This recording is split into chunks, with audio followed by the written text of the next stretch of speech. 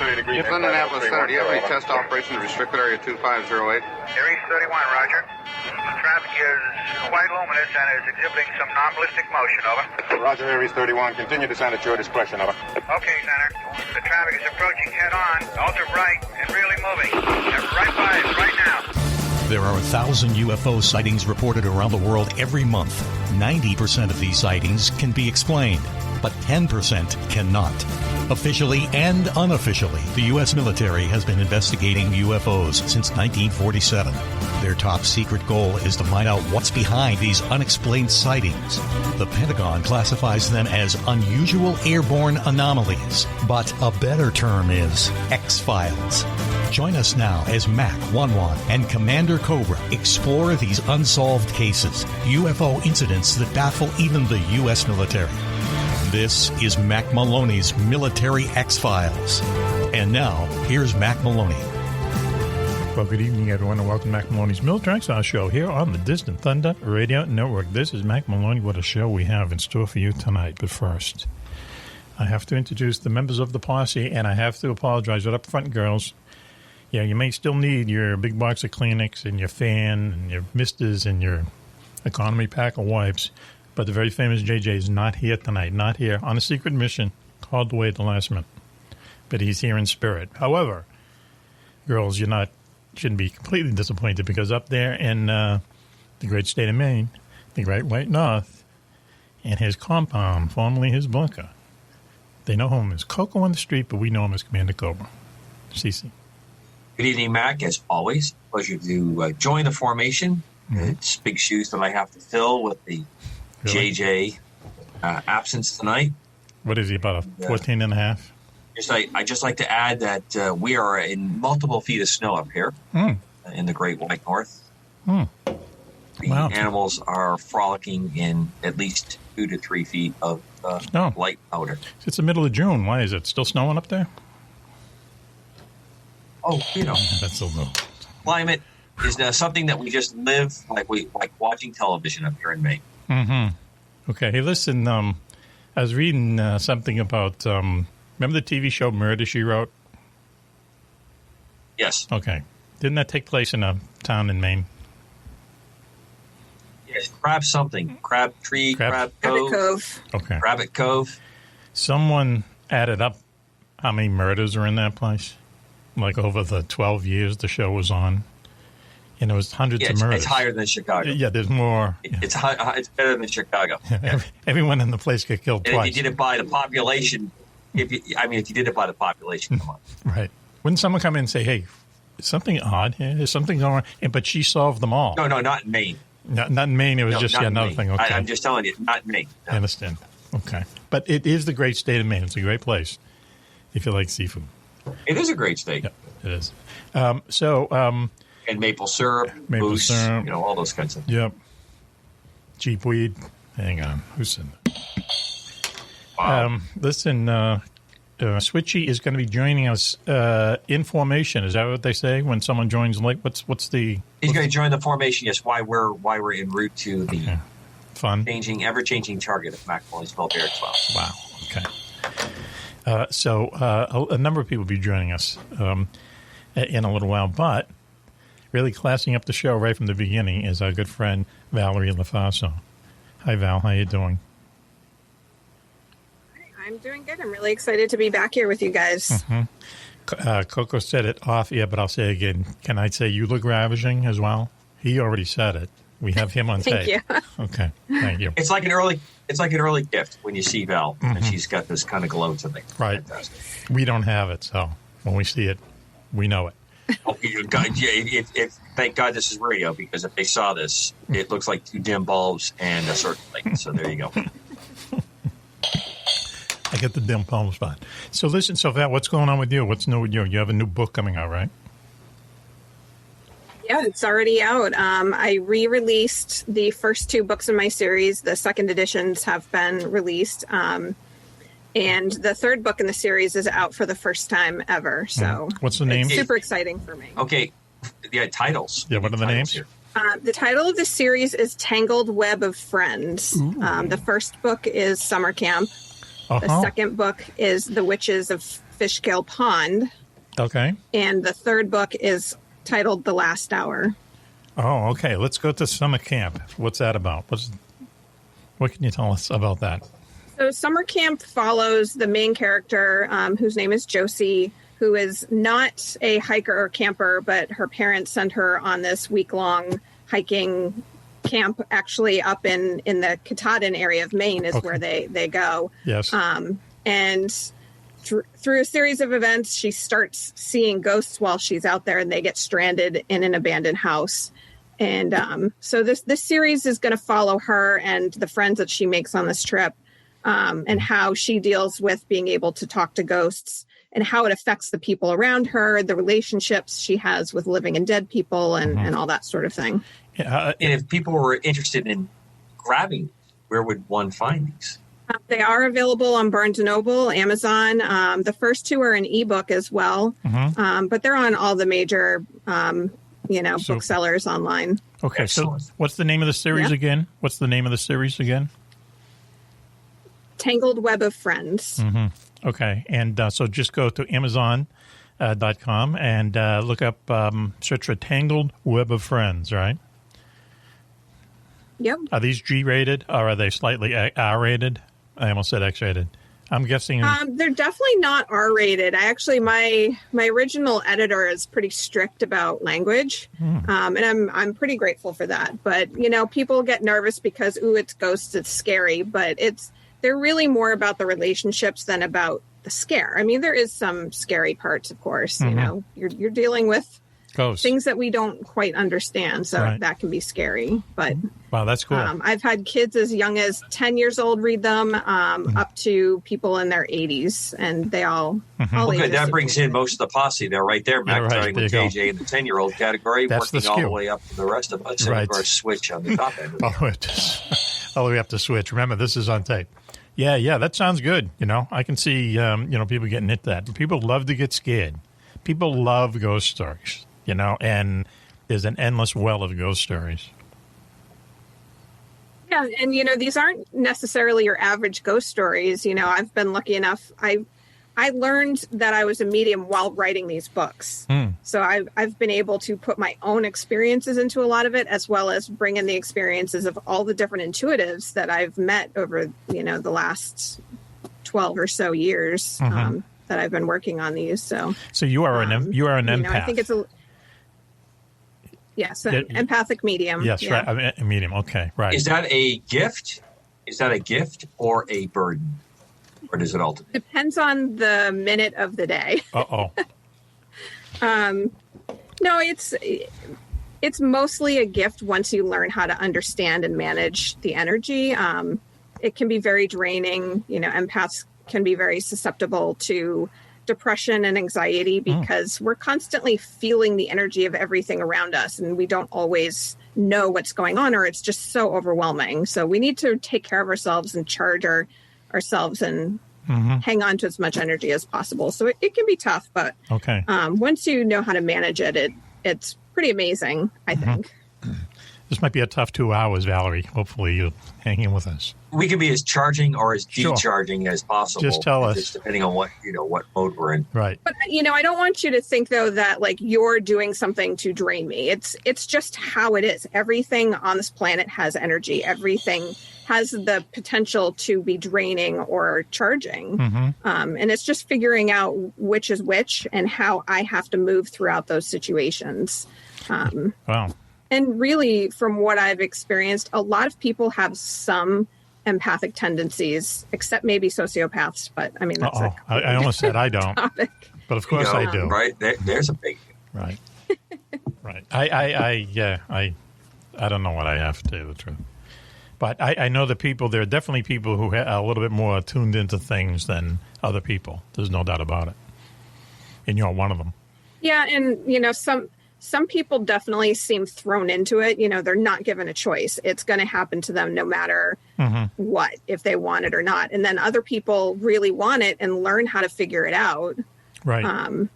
Yeah. and then there's everybody in between. So The Reluctant Medium. How about that? There's a TV show.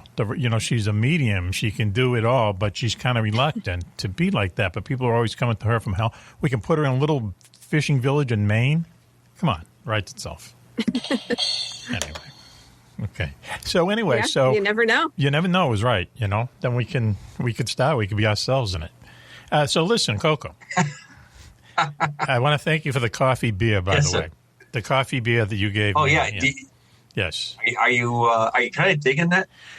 I'll be honest. For Christmas, Coco gave me a 4-pack. Was it a 4-pack? Yes. Of 4-pack, I believe. Pabst Blue Ribbon. Hard coffee. Pabst Blue Ribbon hard coffee. Right. It's actually a malted liquor, which I don't mind at all.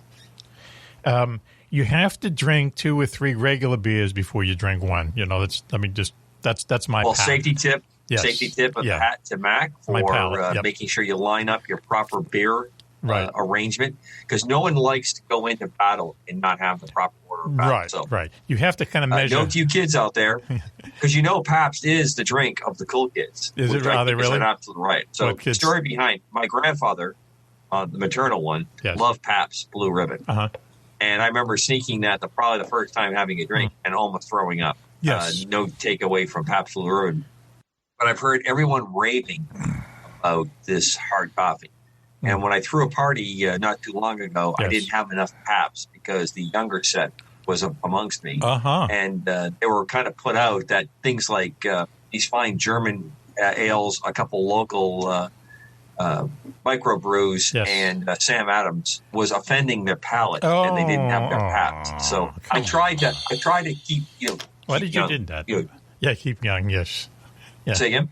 I was going to say, why did you do that to those kids? Got to understand the lingo. You got to work with the kids. I'm with you. I'm trying to. Did they all get a trophy before they left, though? I'm with you. I mean, Oh, hey, now you're going into sociological. Okay, we don't want to go down that road. I can't comment. Not with Juan not here. If I was going to make a trophy, I would glue a Pabst Blue Ribbon can on a piece of 2x4 and hand it. Right, yeah. And I know someone who could do the work. Proudly. Yeah, just saying, here it is. I did this. Yeah, it's that beer's been around. Not to go down this road. That beer's been around forever. It used to be basically an economy beer. Someone bought it and they yuppified it. I'm saying that in an advertising term. It's the same old beer. There's no sense in paying $1.50 more for a glass. But anyway, that's just me. So why don't we have a top 10 tonight? Top 10 weird warships. How about that? Do you want to do it now? Why don't we do this? Why don't we take a break and then we'll do it? Okay, see if we can pick up some stragglers along the way. What do you say, Coco? I'm looking at you. You never know. You never know the net. When we're on a cap tonight, folks. For the military folks, they know what that means. For the non-military folks, we're on a combat air patrol tonight. Right. Out there working the airspace. It's a 3-person formation tonight. Mm-hmm. And who knows we're going to snag in the net. That's, okay. There's a joke there somewhere, but I know. Whatever that meant. Yeah, thanks, Thanks, Coco. Whatever that meant. Why don't we take a break now, and we come back. Someone will be with us, I think. Switchy, who knows who. You're listening to Mack Maloney's Military Expo show here on the Distant Thunder Radio Network. Stay tuned. We'll be right back after this. Do you know where the world's most secret bases are located? Do you know what spooky action at a distance means? Is there a conspiracy by aliens to prevent us from conquering space? And where is the best place in the United States to see a real UFO?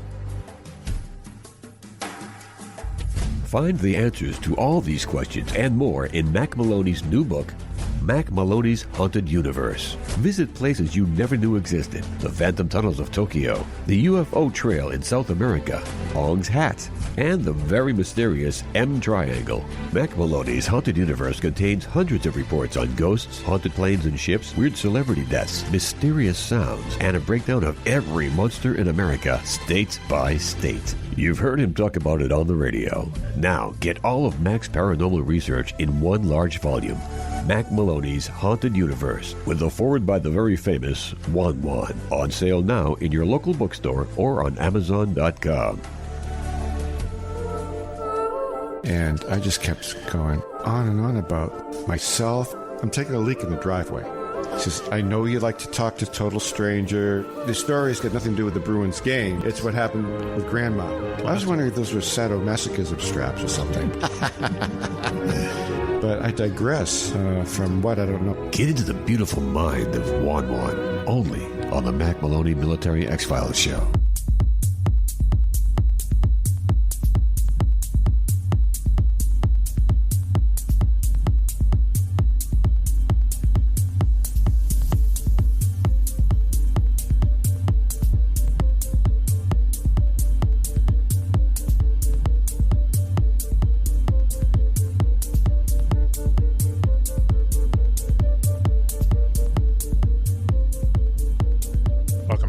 Mack Maloney's Military X-Files Show here on the Distant Thunder Radio Network. Gotta put my shades on. This is Macaroni. Wow, what a show we have for you tonight.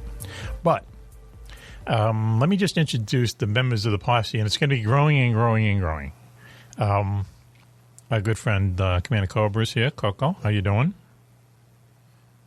Always, Mac, a privilege to be part of the formation. He's saluting me. I got to salute him. JJ is on a secret mission, called away at the last second. He won't be joining us, girls. Sorry. Switchy is coming, joining the formation sometime during the show, but with us, classing up the show. Like putting the vase of flowers on the table. Our good friend, Valerie Lofaso. Hi, Val. How you doing? Hi, Mac. Good. Okay. How are you? Zoom has to work on their audio portion of things. We're great. Coco and I are great. And thanks for joining us tonight. We've already established you look ravishing tonight. We've said it 3 or 4 times tonight. Let's move on. So listen, we have a topic. Yeah, I think what she's saying is, Mac, is that let's move on. We don't need to talk about her ravishingness anymore. Mm-hmm. Maybe towards the end. Okay. That's what those hand signals But she's meant. an empath. She already knew that. She knew. She's an empath. She already knew that. You know, so she knew the den that she was descending in today. We have a top 10 list. But listen, we've just had a guest join us. Should we bring him in on the air? What do you think, Coco? Or should we start the show again? We're only not even... Absolutely. What? No, absolutely. Bring him in. Bring him in? This kind of rolling rumble is always fun. Wow. Yeah, you will see. Watch this train wreck. Okay, here we go. Because you got to tell people before they're on the air that they're on the air. Here we go.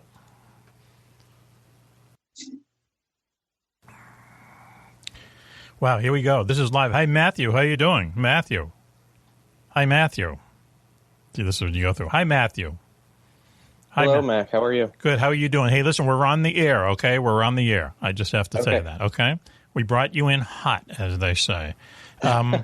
Listen, Commander Cobra, he's with us. He's off camera right now, but this is our good friend Valerie Lofaso. She's the pretty one. She's joining us tonight. She's an empath. Thank you. She's an empath, so watch what you say, if you know what I mean. All right? Okay, I will. And it was through her friend that we got connected. Her friend Mike, I think, was the connecting force who got us together. But yes, we can talk about that later. So how are you doing? You're out in California, right?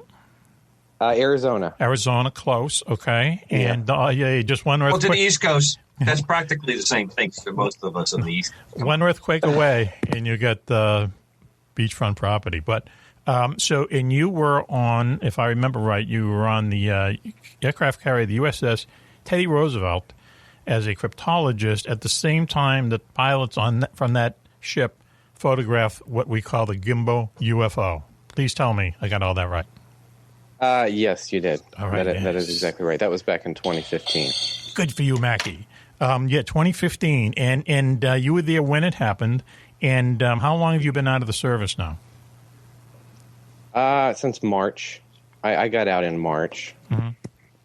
And it's something we've talked before. You were on a couple months ago. We've talked about that. We talked about it in depth. But you are a cryptologist. It's kind of a interesting job on a ship like that. But there's a lot of things you can't tell us. But one thing you did tell us is that you would never go back in the service. You liked your time there, but you would never go back, right? Do I have that right? Yeah, that's right. I mean, just because of everything that's happened to me, I've learned a lot about life, and I just don't think that the service is the place for me, to be honest with you. Wow, interesting. But it was the kind of the catalyst and what brought me to this experience. So I can't say that I regret it. All right. If it wasn't for them, you wouldn't be here now. That type of thing. Right. Yeah. Right. Well, listen, you know what, Matthew, I know you have a book that's coming up, but we're in the middle of a thing called Top 10 Weird Warships. You want to join us for that? Sure. Okay. Hoping you'd say yes. Sounds like fun. Why don't we do the top 10 weird warships? Valerie's going to read down the list. Number 10, please, Valerie. Number 10 is a mouthful. The Novgorod. Russian ship. Yes. Go ahead, Coco. Russian Novgorod is a monitor-type ship, coastal defense ship, sometimes referred to in our circles as the flying saucer ship because it was pretty much circular in its design. 1900s or something. 1900s, it had a minor role in the Russo-Turkish War. Mm-hmm. In popular naval myth, it is considered one of the worst warships ever built. But that doesn't really quite pan out when you look at what it did. Mm-hmm. It was decommissioned in 1903, and it was scrapped in 1911. Its real claim to fame, being an ironclad type ship, based on a Scottish naval architect. Yes. They built the beam as wide as possible. Yes. That's why it turned out to be circular. So it's a circular ship. It's a ship. It's a ship that was circular vessel in a circle. Okay. The Tsar fell in love with this design, which is they built two of them, and he fell in love with this particular design. He said it would be cool to have a circular ship, right? But then a fleet, yeah. But then they started shooting cannons off, and it turns out that the thing spun like crazy when you shot off a cannon. Yeah, it would start to get into really weird moments when it would do its thing. So didn't pan out.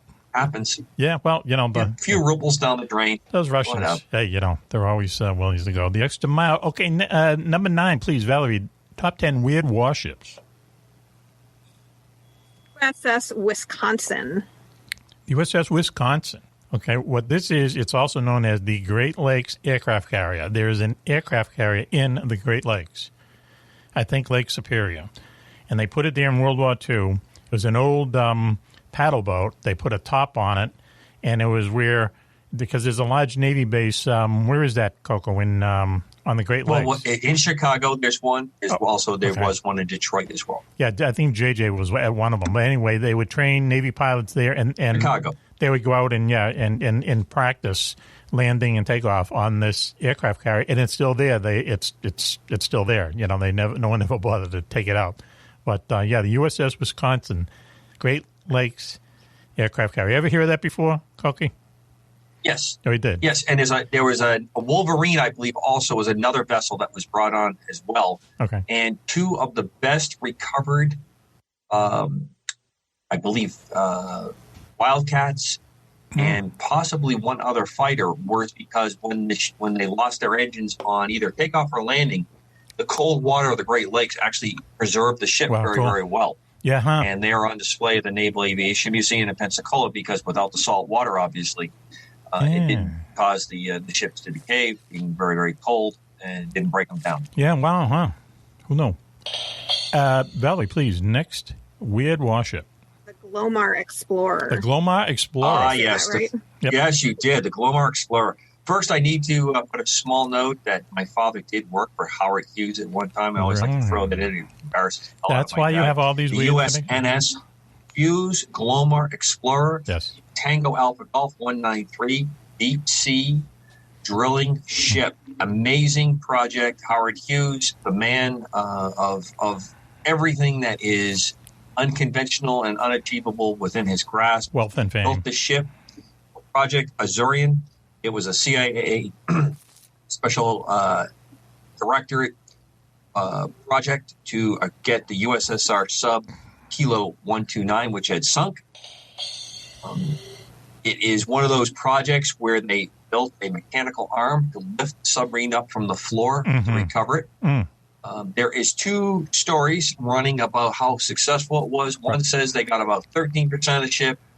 Another very well done study says it's closer to 80% of the ship. They did bring a number of Soviet sailors up, gave them a burial at sea. Right.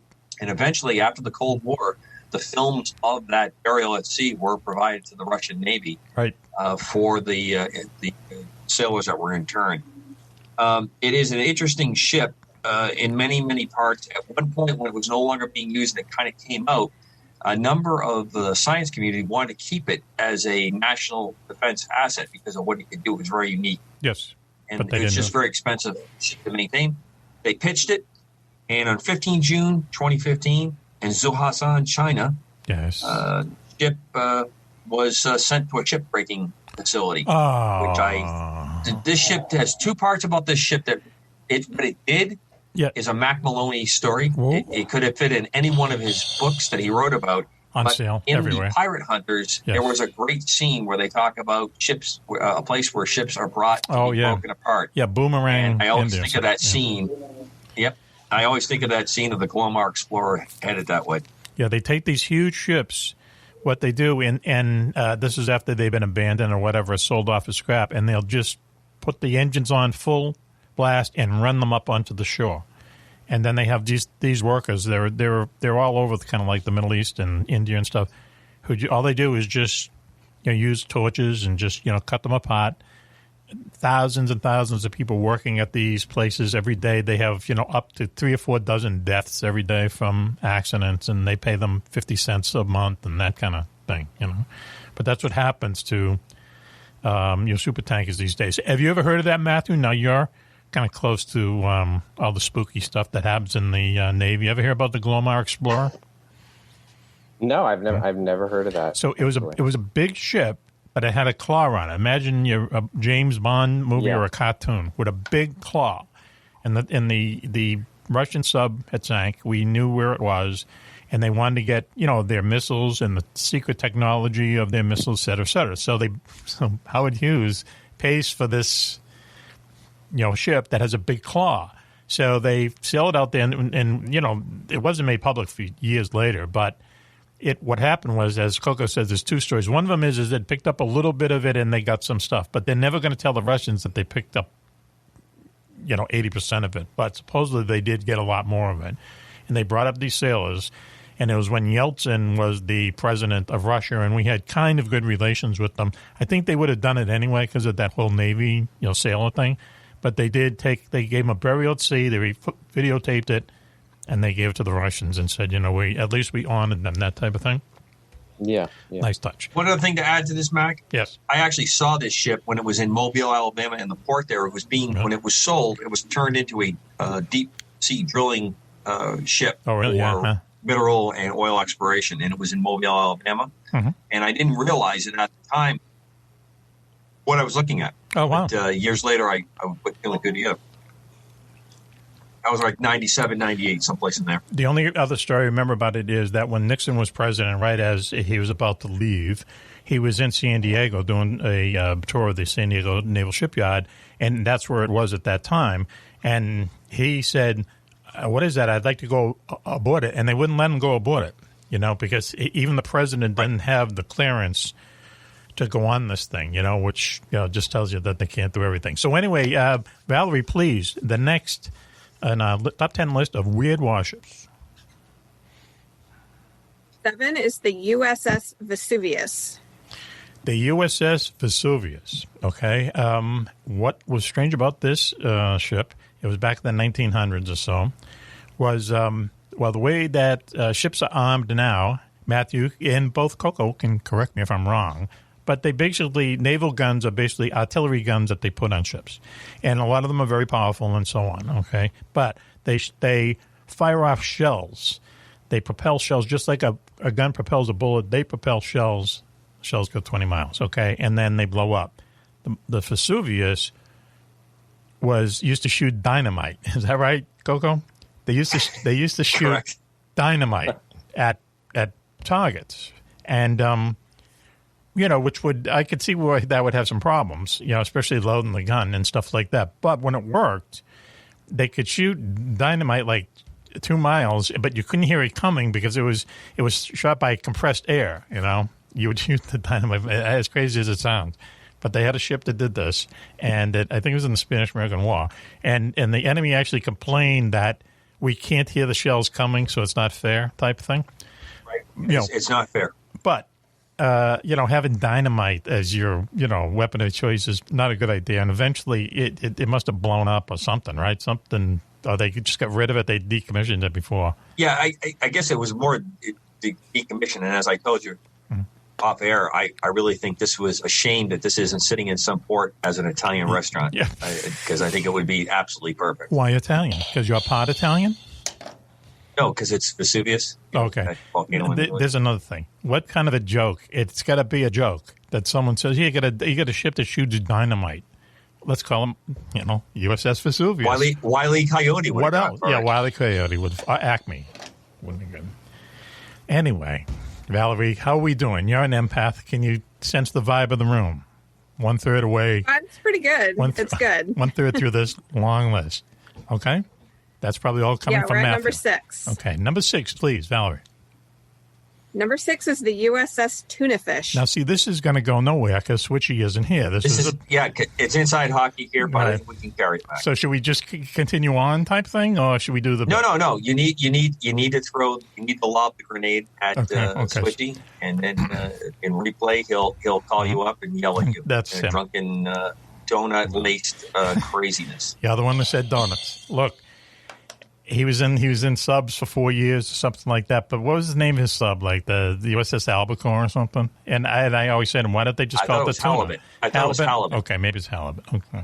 But why is there no USS Tunafish? Albacore is the one here in Portsmouth. Oh, that's where I'm seeing. Right. Okay. That's USS Tuna? No. USS Tunafish. There's Skipjack. There's they name all their submarines. I don't think they did a Charlie Tunafish. I didn't look it up. But I'm pretty sure they didn't do it to us. Okay, all right. So next one, please, Valerie, and this is going to be about real names of ships. Top 10 weird warships, please, Valerie. Number 5. Five weirdly named British ships. Okay, here you go. Now, Britain, the Royal Navy, the Rule Britannia of the Seas, right? Yes. Okay. We have a lot they of have listeners. ships like the Invincible, the Boxer. But they also have a line of ships. Yes. The Dainty, the HMS Pansy, the HMS Hawk Chopper, the HMS Spanker. I looked this up to prepare for the show. I would like to tell everyone that Matt is doing his best trying to hold it together face, and it's just barely hanging on. He's about 6.5 G's getting ready to just let it go. Whatever you say. The United States Naval Institute, when I looked this up, as Max said, hey, be prepared for this tonight. Yes. I quote the following part. Go. Soft names are bad for morale, end quote, as was put in a journal of the Naval Study and Handbook. Oh, yeah. Okay. So I'm just going to leave that where it lays right there. But let's repeat. I will repeat for the audience who didn't hear it the first time. Let's repeat. Soft names. The real names. Are bad for morale, end quote. HMS Dainty. Pansy. The Cock Chopper. Good. And Spanker. Now listen, in what world? Ships of the line. Yeah. Hey, where are you in from, sailor? Yeah. I'm in from the Spanker. Oh yeah, that's gonna go. That's gonna get you a free drink. Well, right, I guess. Free drink. I'm in from the Pansy. Who? I can tell that by the way you walked in, sailor. Yeah, right. Who, in their right mind, that doesn't have the greatest sense of humor in the world, would go through all, these ships aren't cheap. You're going to throw a couple $1 million into any kind of a naval warship. Why would you call it the USS Pansy? Does it not resonate with you that is not the thing to call a ship? I'm asking Coco. What can I say? Yeah. Matthew, you would know. Do you agree with me? There's no... This is an indefensible position for me. Okay. Yeah. They haven't been in their right mind since they lost the revolution, so, in my opinion.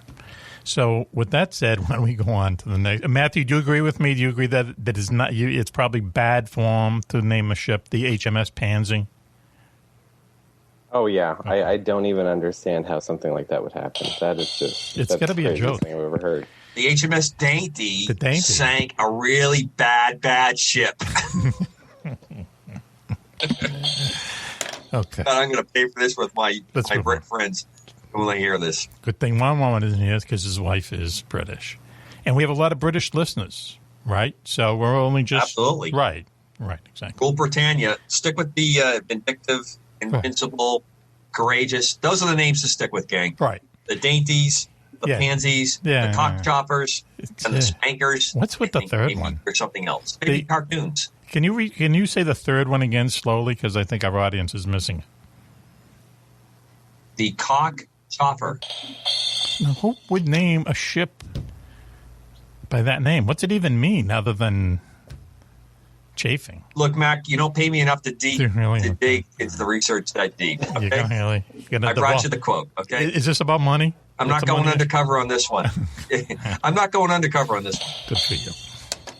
Thank you. So why don't we do this? Why don't we go on to the next one? I can't even show this to Mrs. Cover. My God, she saw these names on here. She'd look at me sideways because she's a sailor, you know. And I'll twice the seat time that I have. So I'm going to deny everything. Now I'm up here talking about pansies and dainties. Oh yeah, this is going to go well. Okay. Next ship, please.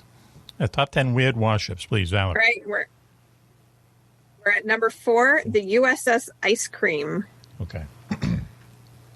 The USS Ice Cream, okay, real ship. Now, I did a little research in this because I'm a volunteer, Cobra. And what happened was what the Navy found out in World War II. Now, this is all in the Pacific, and it's mostly naval ships and so on, and Marines, which are part of the Navy. So it's a Navy war, let's say. And what they found out was that because there was a rule put into effect in the 1915 where you cannot drink on naval ships. Correct, Matthew? Correct? No booze? Right, you cannot drink. And did you? But do people still bring booze on? Do they try to sneak booze on? I would. Oh, people trying. No comment, Matt. No comment. Yeah. Why would I ask you? But okay, so what they found out was when they went to war, and especially these guys were out on these islands in South Pacific and so on. What they found out was the next best thing was ice cream because everyone likes ice cream. So the Navy bought a big cement barge and turned it into a big refrigerator ship and made an ice cream factory in it. And they used to sail up and down the Pacific and go to ports, basically, and everyone would come and get ice cream. They could make 700 gallons of ice cream a day, which is pretty good. It's pretty good. And ice cream and they did it as a morale thing, which is kind of funny, but they did it as a morale thing, and it cut down on all the boozing that the guys were sneaking the booze on to the ships because they figure, well, ice cream and I won't get caught. So yeah, so the USS Ice Cream. Now, how do you scrap that ship? How do you not keep that ship? Coke. I don't know. The good ship Lollipop isn't on the line anymore. Right, the good ship Ice Cream isn't on the line anymore. I'd just like to say that the expression "cup of Joe" comes from the situation with the United States Navy. Secretary of the Navy at the time, who Josiah, I can't remember Josiah's last name. Yes. Who removed alcohol from the ships. That's right. Yes. There was a lot, and after that, coffee, of course, became the drink of choice in the Navy, and "cup of Joe" was kind of a derivative and a derogatory kind of thing back to the Secretary of the Navy. Well, I think it's a good idea. Which is a great point to mention. Military Java Group, yes. Matt Phillips, our friend, who produces a line of copies for each one of the services. Right. And part of the profits go back to active duty and veteran members of each one of the services. JavaJoe.com. JavaJoe.com?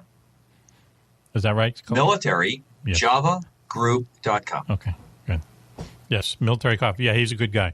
So why don't we do this? Why don't we go to the next weird warship, please, Valerie? Number 3, the USS Nerwin.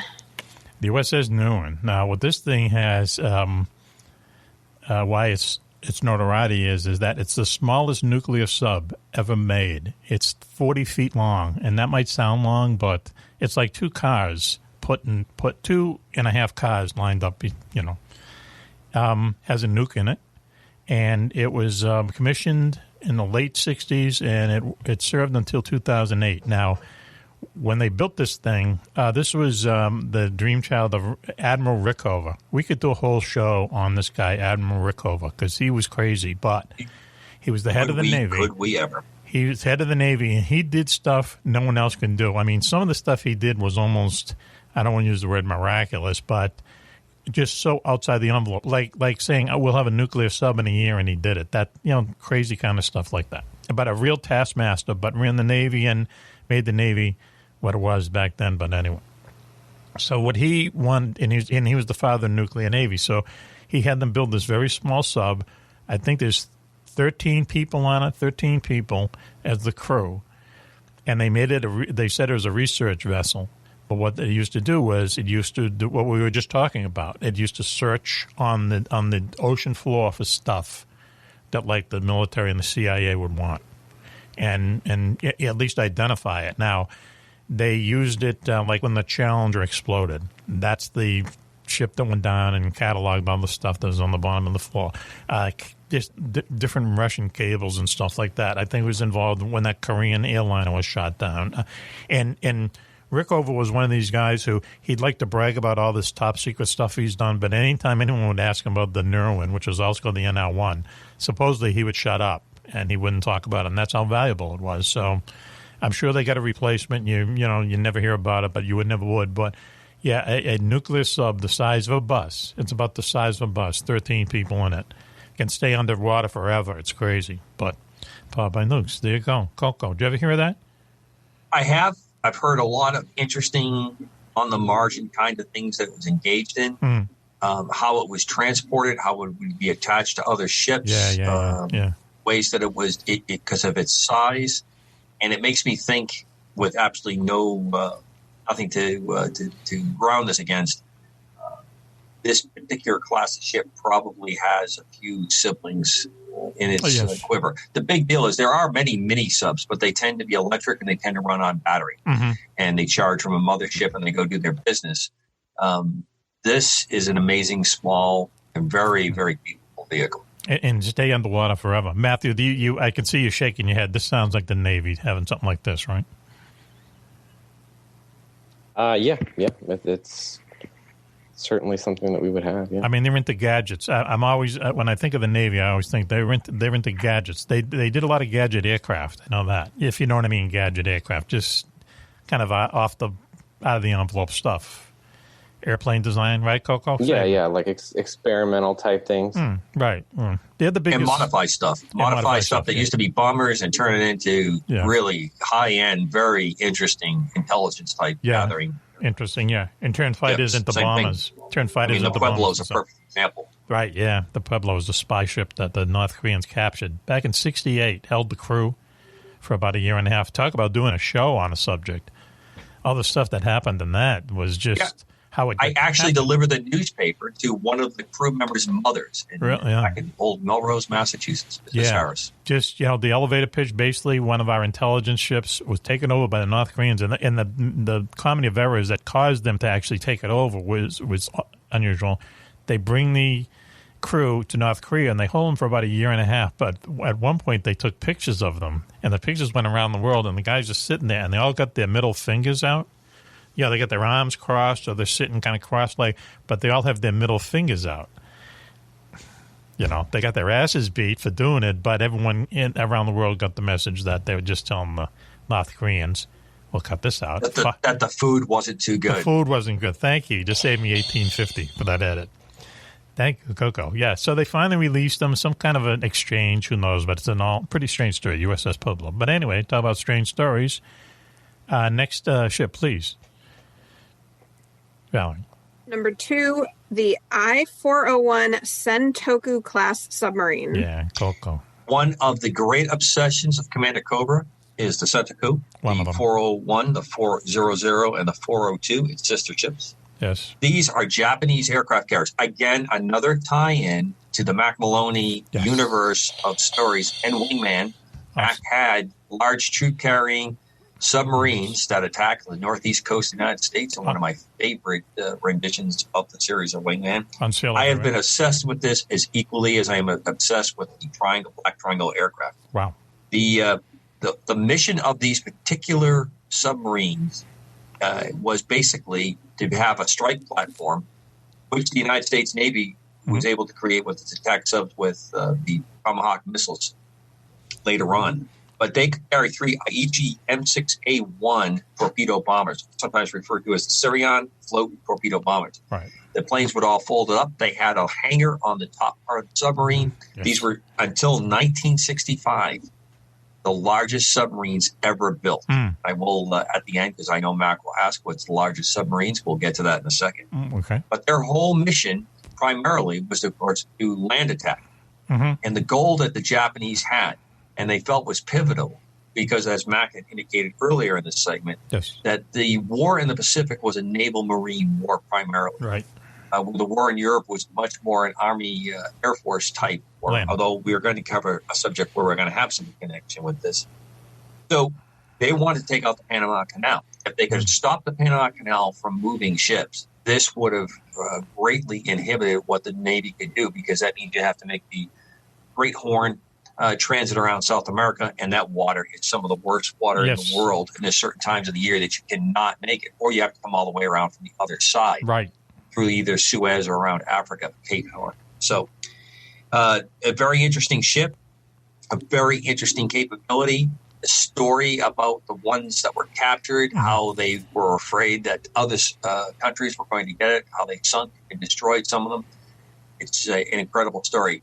They did have some successful missions, but they never had the ability in 45 to really bring it to bear. Right. I think, though, if you ever gave credit to the situation, the Japanese at that time, the military's use of biological weapons, if they had ever decided that they were going to make the strike onto the west coast of the United States, they could have really changed the course. Right. If you can imagine, with these 3 aircraft and these submarines, if they could have used it as a way to aerial disperse, right, biological or chemical agents. If you can imagine these big, before you go ahead, Mack. Sorry. If you can imagine these big submarines and they have these big humps on the back of them, I mean like really really big submarines, and talk about gadgets, they would the humps would kind of come apart like a nut or something, like, and clamshell, like clamshells. Doors. And the wings would fold out, the floats would fold out, everything would fold out, lock into place. And what they had was these seaplanes that could carry torpedoes. So they could put them on the sub. The sub would, transit from who knows where to. Their first, as Coco said, their first plan was, or the whole objective was, to blow up the Panama Canal. And that way, as you said, the transit back and forth between the different coasts and the different wars would have been just incredible. But they never got that far. The technology didn't get quite that far. But just the whole idea of taking and having 3 of these huge ships, and some of them had, and a couple of them had 3 different planes on board. Just the way, just the ingenuity to make something like that work is just amazing. It'd be hard to do today.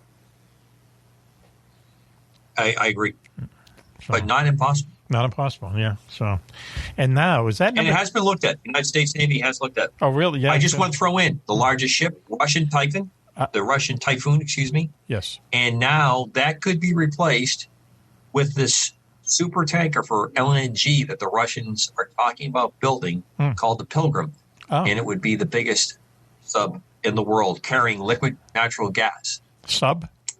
As a super tanker under the water. Oh, that's just what could possibly go wrong with a Russian building huge there we go sub carrying? Don't get anywhere near the East Coast, please, Ivan. So anyway, we have number one, in the top 10 weird warships. Number one, please, Valerie. Before you say it, how are we doing tonight? Let's just take the pulse again. It's still good. It's definitely still good. Yeah, not lagging at all? No. Not going flaccid? No, everything's good. Could say. Okay, good. All right, here we go. Number one, please. So number one is the HMS Habakkuk. There we go. Okay, the HMS Habakkuk. And I probably butchered that. That's okay. No, only you could have said it with such eloquence and such poise. Yes. You're so kind. The Habakkuk. Whatever. Please, Coco, save me. Habakkuk. HMS Project Habakkuk is one of those really incredible backstories of World War II. Yes. It has everything you would want for a major motion picture book deal, all written in there. Winston Churchill's bought into it. Yep. Lord Mountbatten's in the middle of it. British. There are crazy scientists. Yep. Gustav Pike is in the middle of it.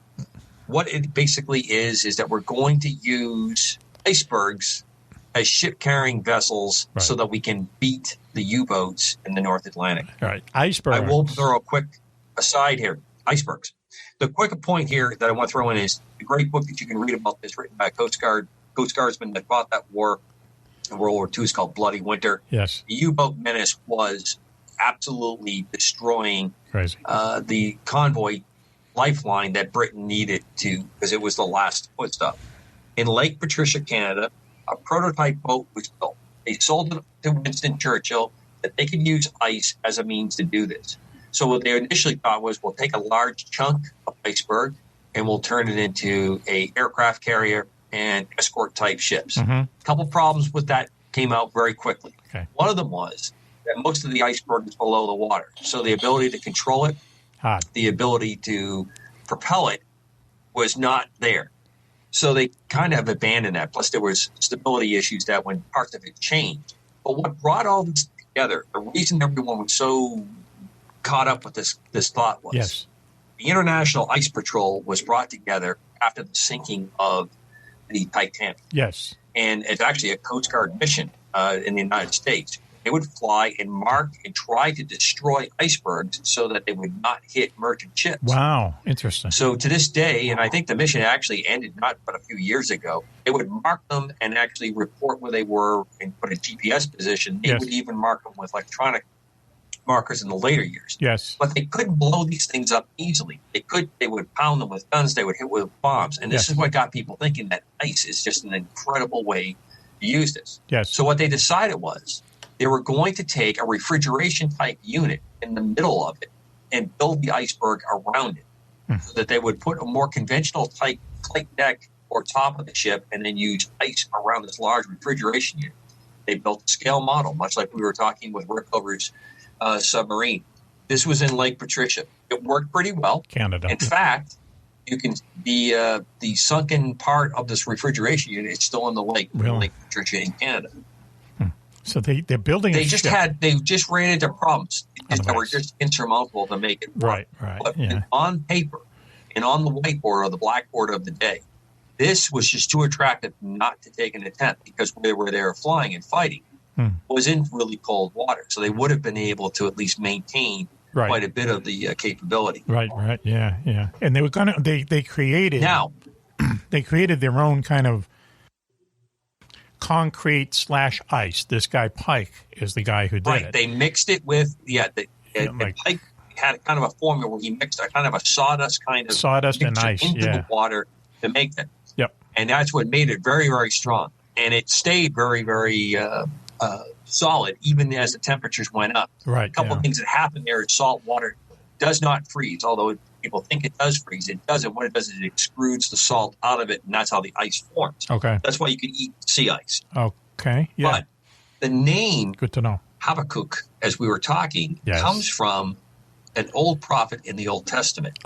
And the quote that it's based is, "Be utterly amazed, for I am going to do something in your days that if you would not believe, even if I told you." Wow. That's where that name came from. Well, an iceberg aircraft carrier would fit that bill. I mean, what they sold Winston Churchill on. Okay, this is how crazy this. Now they're talking about making an iceberg and making it an aircraft carrier, and the one that they sold him on, 2,000 feet long was the plan on this ship. Hundreds of planes. Twice the length of that's it.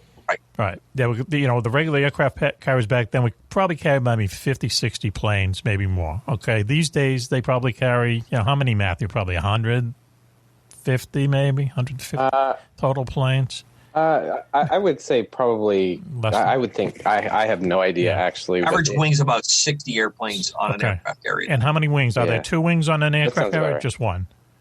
1 or 2 air wings on an aircraft usually carrier? just one wing, and you have about 4 squadrons or detachments. Okay. So 60 fighters and bombers, and then you have the AWAC ships and the refuelers and all that jazz. Would that count in the 60, Calky?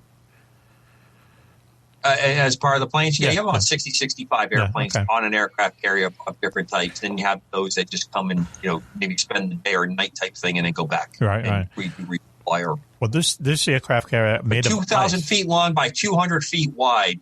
That's Mack Maloney, wingman, starman kind of proportions. On sale everywhere. And they were going to have, up to 1,000 planes on this, and they bring it in the North Atlantic. And at the time, the U-boats were really crazy because anyone who crossed the Atlantic in those days in a ship, that had all the courage in the world because the chances were you were going to get sunk. And even if you're in the water, you're gone because you're in the North Atlantic. It's rough, it's crummy weather, and so on. But while they were developing this, what they were developing other anti-U-boat stuff, and basically what they did is they got long-range aircraft. And the thing is when you're flying over the water, I mean, U-boats don't go way, way down. You can spot them fairly easily looking down. And if they're riding on the surface, they did the calculations, and they found out that the right kind of airplanes could spot the U-boat, turn around, go into an attack mode, drop the bomb before the U-boat could submerge. So, right. And that was basically the end of the U-boat. So they didn't need the iceberg aircraft carrier, but it would have been so cool. It would have had like 10,000 people on it and all these planes and stuff. And just don't bring it down. Well, the other part of it, it really was a fortress that would not be easily destroyed. How could it you would have sink it? required to mount a major attack. And at that point, the Germans did not have the type of aircraft that could have reached that. What a crazy And I think idea. I shared with you, Matt, when we were prepping up for the show, that when I was down in Antarctica, we actually used an iceberg as a touch-and-go platform off the coast of McMurdo one year. Yes. We found an extremely flat piece of ice, and we tested it to make sure that it would take the helicopters and not cause it. And we had our own little floating island of ice out there. Wow, huh? And for what it was worth, I didn't realize that I was, following the footsteps of Lord Mountbatten and Winston Churchill. Oh, wow. Good for you. Now, you're talking about Antarctica, correct? Yes. Okay. I should just remind the audience that Coco met the lovely Mrs. Coco in Antarctica. How often does that happen? On the way, that's correct. On the way down to Antarctica. On the way down. She is the real sailor in the family. Good for you. So why don't we do this? Why don't we take a commercial break now, and we'll be right back after this. We just want to mention 2 books. Matthew, you have a new book out. What's the name of it, please? Yeah, it's called Initiated by Matthew Roberts. Okay. What's it about? So it's about my own personal experiences with the phenomenon, and the things that I experienced while working at the Office of Naval Intelligence. What was the best one? I mean, what's the one that keeps you up at night? What's the craziest thing that happened to you? Not the show. It was all crazy. All of it was crazy. I mean, good answer. The one thing that I carry with me, I think, is probably the event when I was woken up by this guy that looked like a yard gnome. And he told me, "Don't give up, keep going."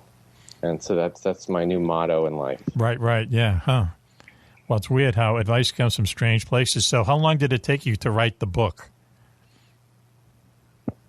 Well, my experiences started in September of 2017. Okay. And I began journaling then. And so it took me from then until just about now to write the book. It's a pain in the ass to write a book, isn't it? Yes or no? Oh, yeah. There you go. Thank you. In the editing phases, I was so tired of reading this book over and over and over and over. I'm with again, you, brother. Yeah, what a drag. Mac loves it. I got to tell you, Mac loves it. He never calls me like a drunken stupor during that process at all, ever. Well, I don't do that, but Mac, not often. But Mac doesn't love it. It's the I hate to say it, it's a good living, and and there's not many complaints you can make about it. But that's a drag when you have to read it for the 7th friggin' time again. And you know how it's going to go, There's no surprises left. So Valerie also has... The other book that we want to mention? Yes. Right. Valerie has added to her series, A Tangled Web of Friends. Is that right, Valerie? That's the series name. The book, the third book, is The Last Hour. The Last Hour, and we're coming up on the last hour. What is it about? Can you tell? Can you tease it for people? Valerie Lofaso. So it's following Valerie a tease. No, Stop it, Mac. Stop it. I'm not going to cut that out there. It's following Josie and her friends as she tries to figure out her gift of talking to ghosts, and it takes them down to Florida, and they actually end up off the coast in the Gulf of Florida at a closed-down military fort where they encounter some strange things. Oh, wow. Huh. Okay. All right. Sounds good. So you go on Amazon and look for Valerie Lofaso, A Tangled Web of Friends. I love the series title. She has a new a book adding to it. And why don't we do this now? Why don't we take a commercial break now? And we'll be right back after this. You're listening to Mack Maloney's Military X-Files show here on the Distant Thunder Radio Network. We'll be right back after this. UFOs are found in Renaissance art, on ancient coins and etched on cave walls. They are even reported in the Bible. But more surprising is when UFOs are seen the most in times of war. Through centuries, thousands of UFO sightings have been made by high-ranking officials, military pilots, and ordinary soldiers. Often, these fantastic appearances occur at the height of great battles. From World War I to D-Day to Korea, Vietnam, and beyond, military investigators are baffled. Why do UFO sightings spike so drastically during wartime? Could it be mistaken aircraft, or is someone or something looking in on us? In UFOs in Wartime, What They Didn't Want You to Know, Mack Maloney chronicles centuries of these incredible sightings and tries to solve the puzzle of why so many UFOs are seen while humanity is at war. Read about the scare ships, the ghost planes, and the ghost rockets, alien giants in the jungles of Vietnam, UFOs controlling our ICBM bases, dogfights with flying saucers during the Gulf War, and more. 300 pages of unbelievable stories, along with many startling photographs. That's UFOs in Wartime, What They Didn't Want You to Know, by Mack Maloney. On sale at your local bookstore or on Amazon.com.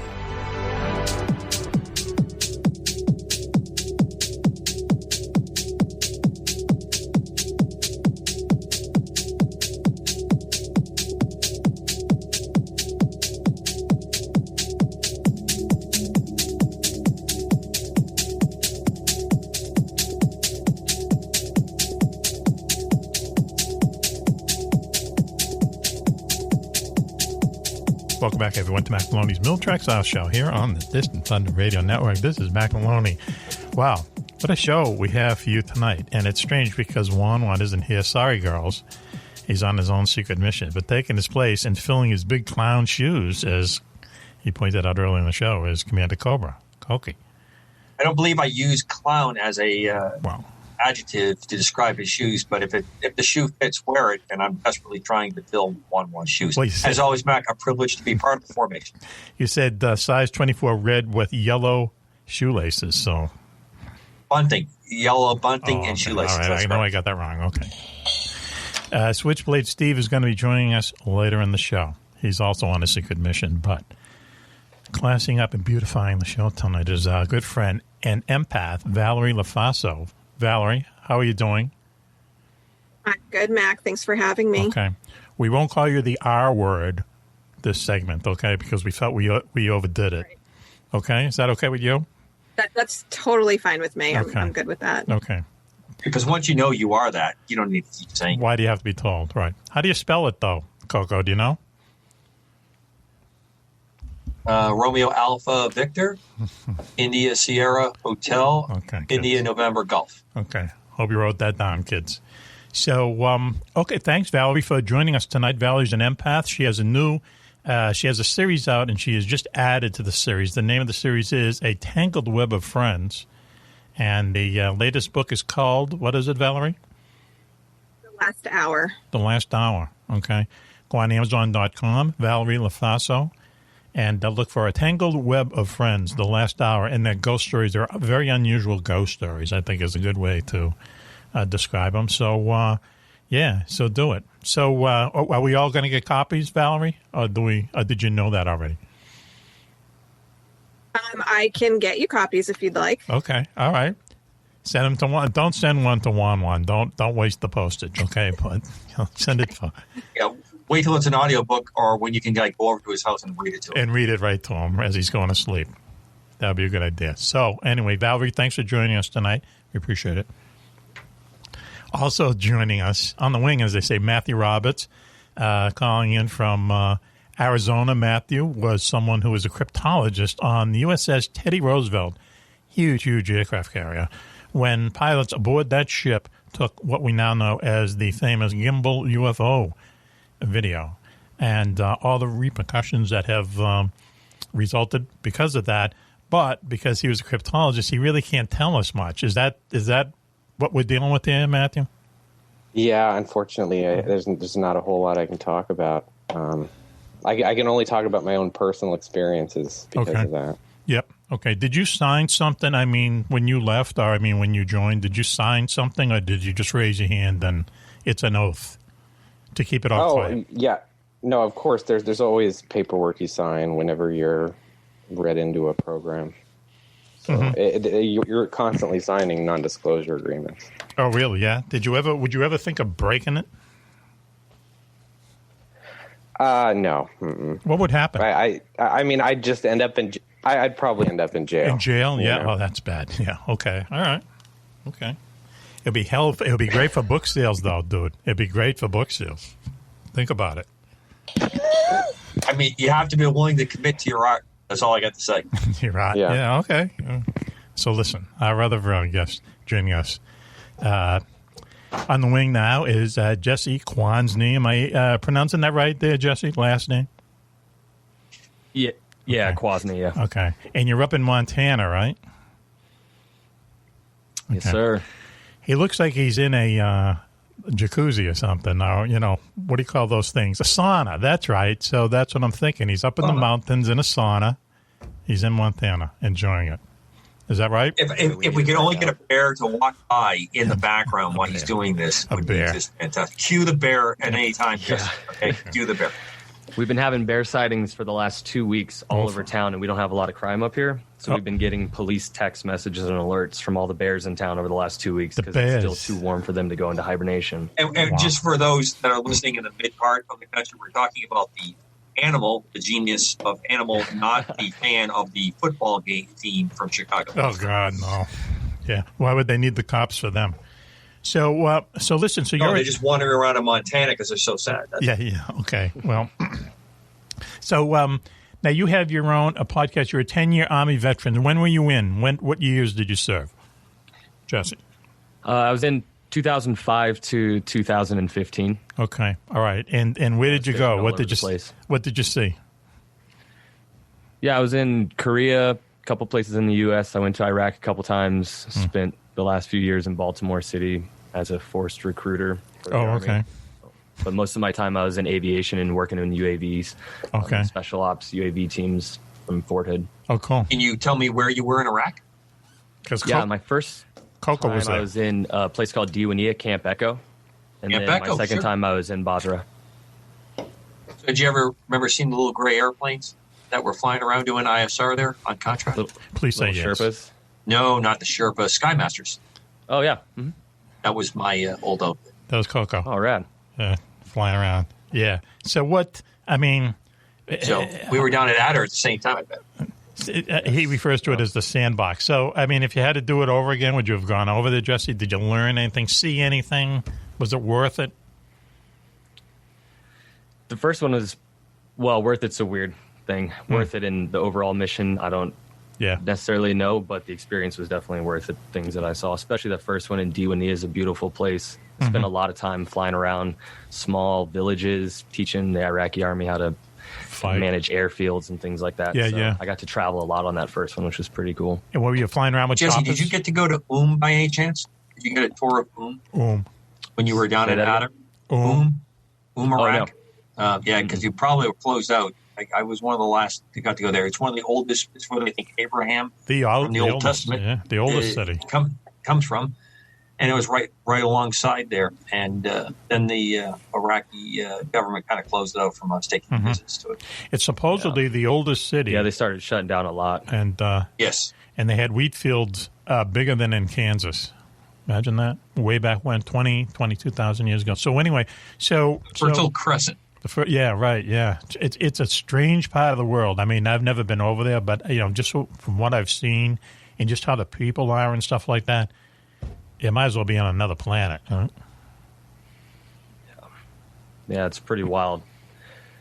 You can go from desert to immediate, oasis, where our first fob was a really small base, and it was just desert everywhere around, and then you just fly into this beautiful palm trees and super green area, just in the middle of the desert.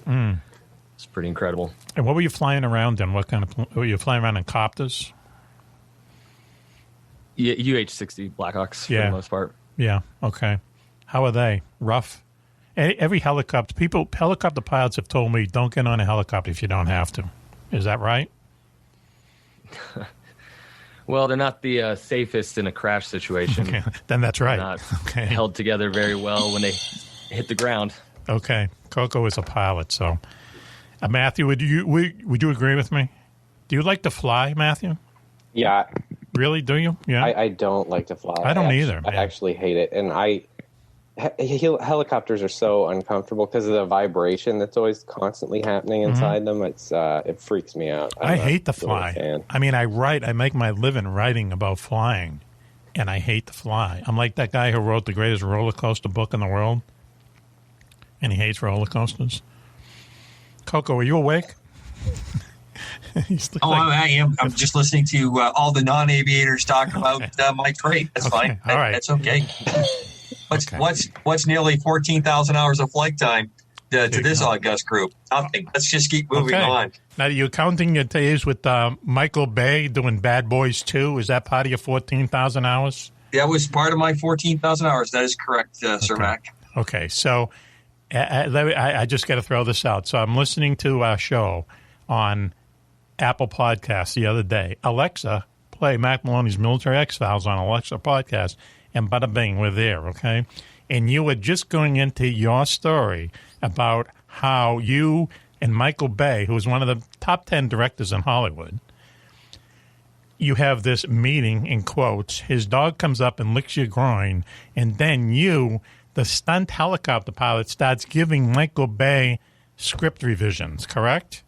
Yeah, correct, with a couple small edits to the way you put it. The dog did not lick my groin. Okay. He wiped its muzzle on my hands. Tomato. Go ahead. Okay. We were sitting at a conference table. Mr. Bay was at the other end of the table. I was at the far end. I had my representative or my partner from the Coast Guard's Hollywood office sitting to the left. The various people that are part of the production that are supporting Mr. Bay on that, going with it. Yes. And I just happened to make the remark that if we're going for accuracy, these are things that I saw wrong with the script. And he saw how the dog was reacting with me. The dog, yes. And he gave me... He took your notes? Like 30 seconds to convince him. So I gave him, both barrels. I explained to him that stuff that had gone wrong in other movies of his that I love. Yes. And only guys like me that are losers with the capital L on my forehead. That's your opinion. Would even care about or dare bring up. Yes. So everybody, of course, starts shuddering Michael on the sides, and he puts his hand up, tells him to be quiet, says, listen to the helicopter. Commander, my name. Yes. Commander, my name. Go ahead with that. And I said, well, Mr. Bay goes, no, call me Michael. I said, well, in that case, call me my first name. And we went down the list. Wow. And he changed scenes up to make them more accurate and to have some more fun in some of those areas. And that was just one of the many adventures along the way when I was collecting a government paycheck. And did you really? So the government paid you while you were filming Bad Boys 2? Yes, I was on. This was all part of active duty. That's wrong. That's wrong, dude. Like Top Gun. No.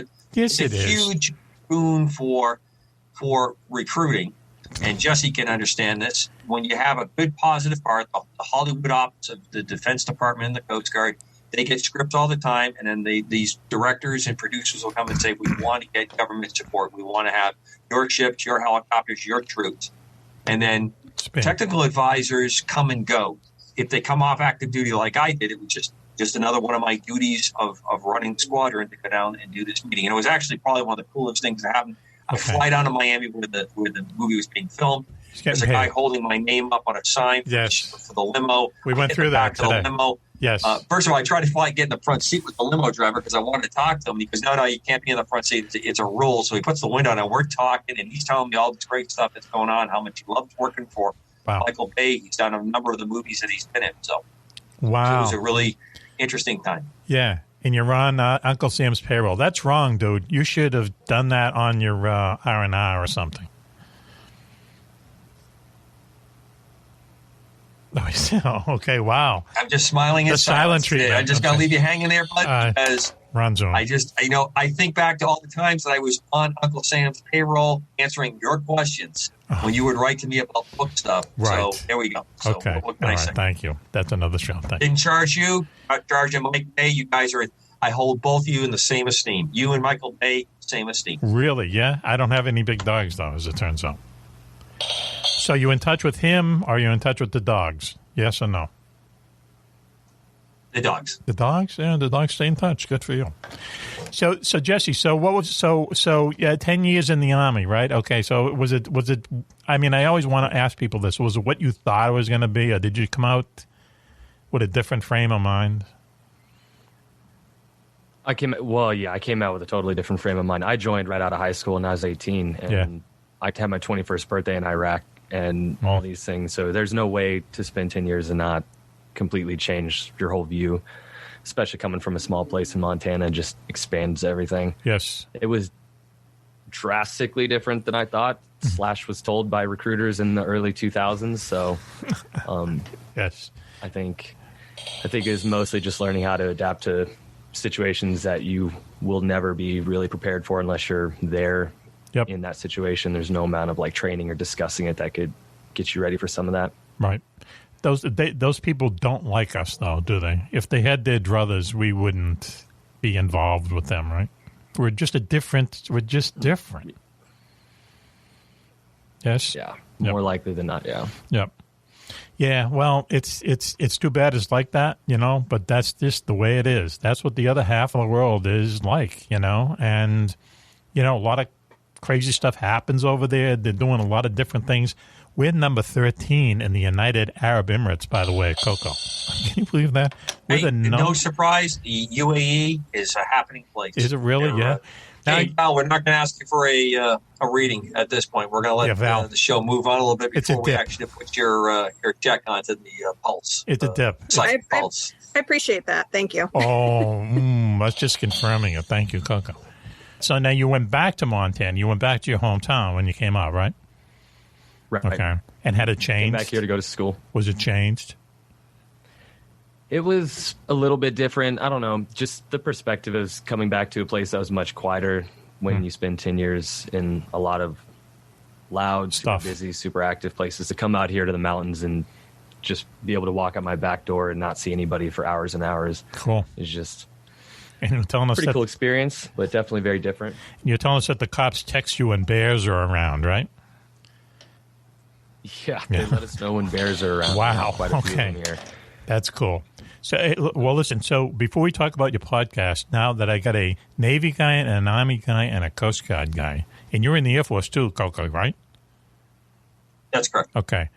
Let's talk about the food. Now, listen, for Christmas, Coco gave me a bunch of MREs, and I had got a bunch like 20 years ago, and forget about those, man. This is like ribs and steak and chili and stuff like that. So thank you, Coco, for that. And you can heat them up yourself and so on. My pleasure. Okay.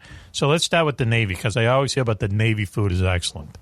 So, Matthew, if you can rate the food, 5 stars is the best on the carrier. What was it? Right. It was probably about 2 to 3 stars, maybe. Oh, wow, good thing. Obviously, you didn't spend time on small ships. Damn. No, yeah, I never did small boys. Yeah, but yeah. So what you have to do is you have to put the Matthew factor into that 2 to 3, and add a 1 to a 1.5 onto it. Too much You're math. sitting on a ship that's rolling back and forth about 45 degrees, port and starboard, and pitching 10. And you're eating peanut butter and jelly on Wonder Bread going, man, this is the life. This is We're great. living large. Those guys in the aircraft carrier with limitless hot water Steaks are complaining about their Chantal Braun is not done well tonight. It's a little overdone. Yeah, okay, so he was spoiled by being on the bird farm, as the kids say, right? Yeah. Yeah, okay, all right. So let me just go I over would to say so. Let's go over to Jesse. So, Jesse, food in the Army, you were out in the field, so it was just like MREs and stuff, right? Mostly when you're out in the field. When you're downrange, if you're ever on the FOB, they have a DFAC just like any other base, which is probably like a 2 or 3 out of 5. But yeah, everything in the field is pretty much field rations. Stuff, just to eat. Just Occasionally, Jesse, did you ever get to eat those special field kitchens they would bring out?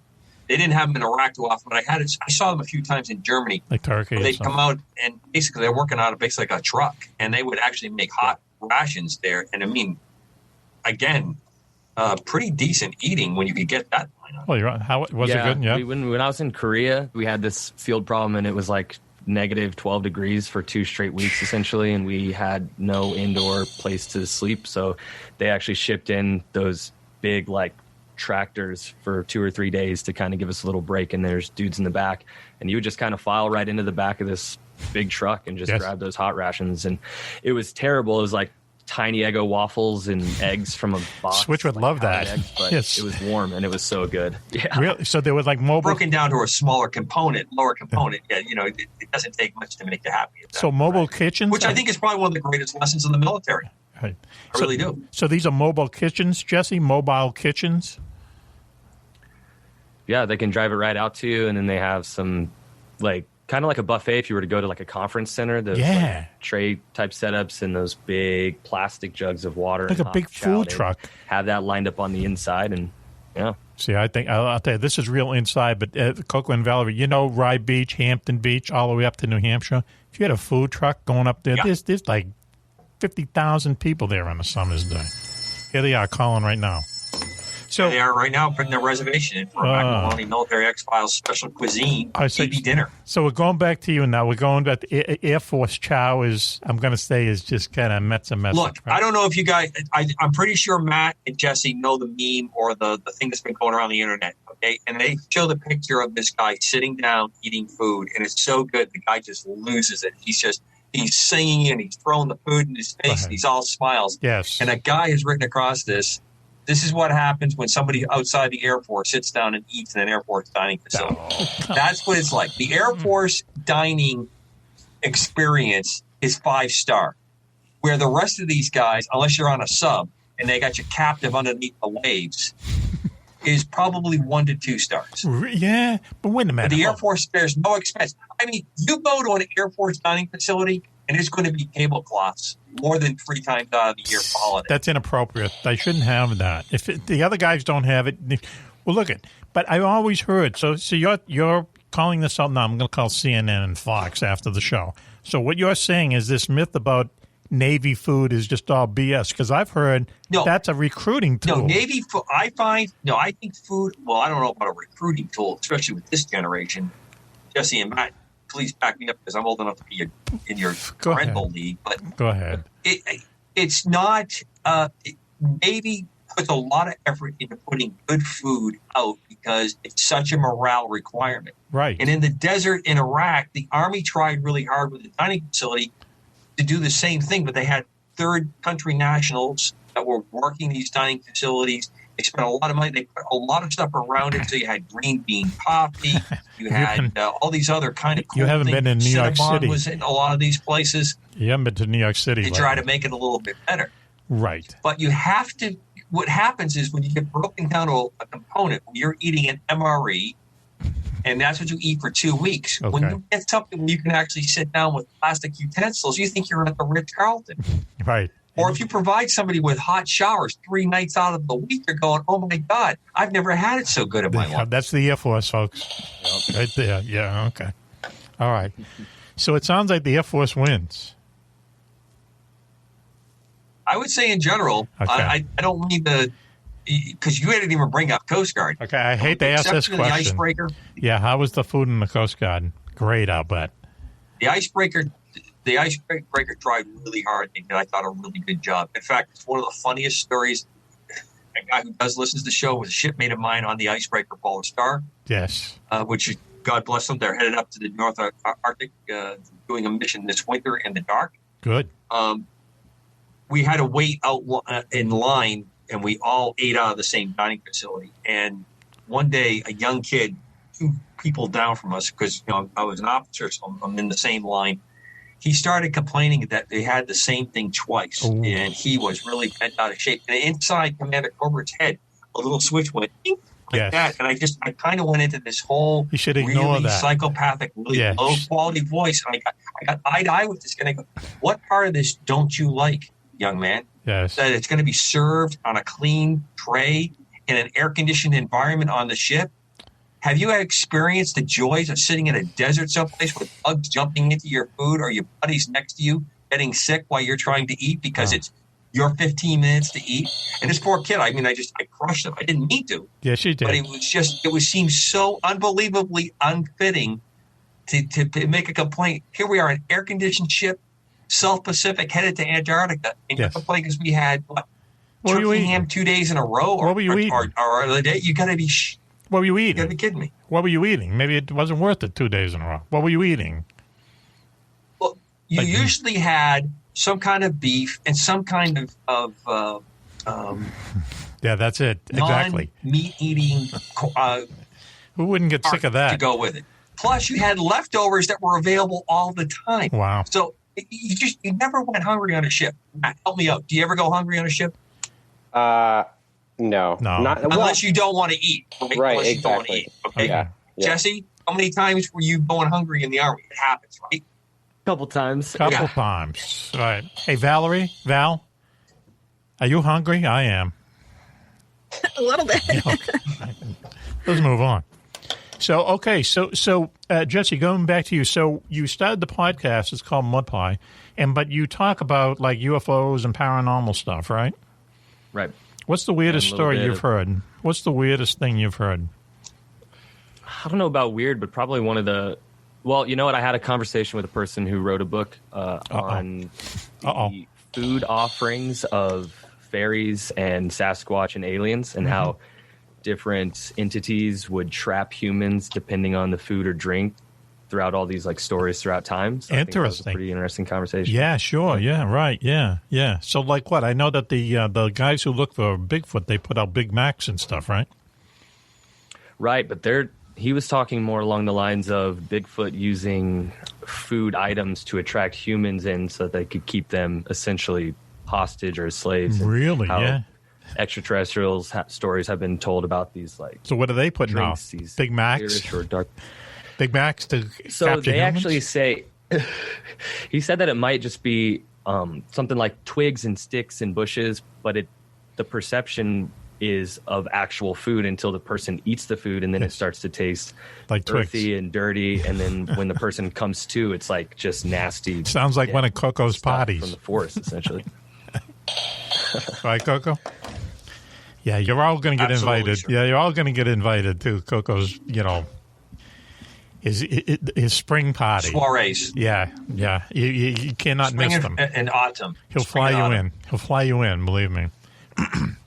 So, now, Mr. Switchblade has just signaled me that he's ready to join us. Why don't we take a break then, okay?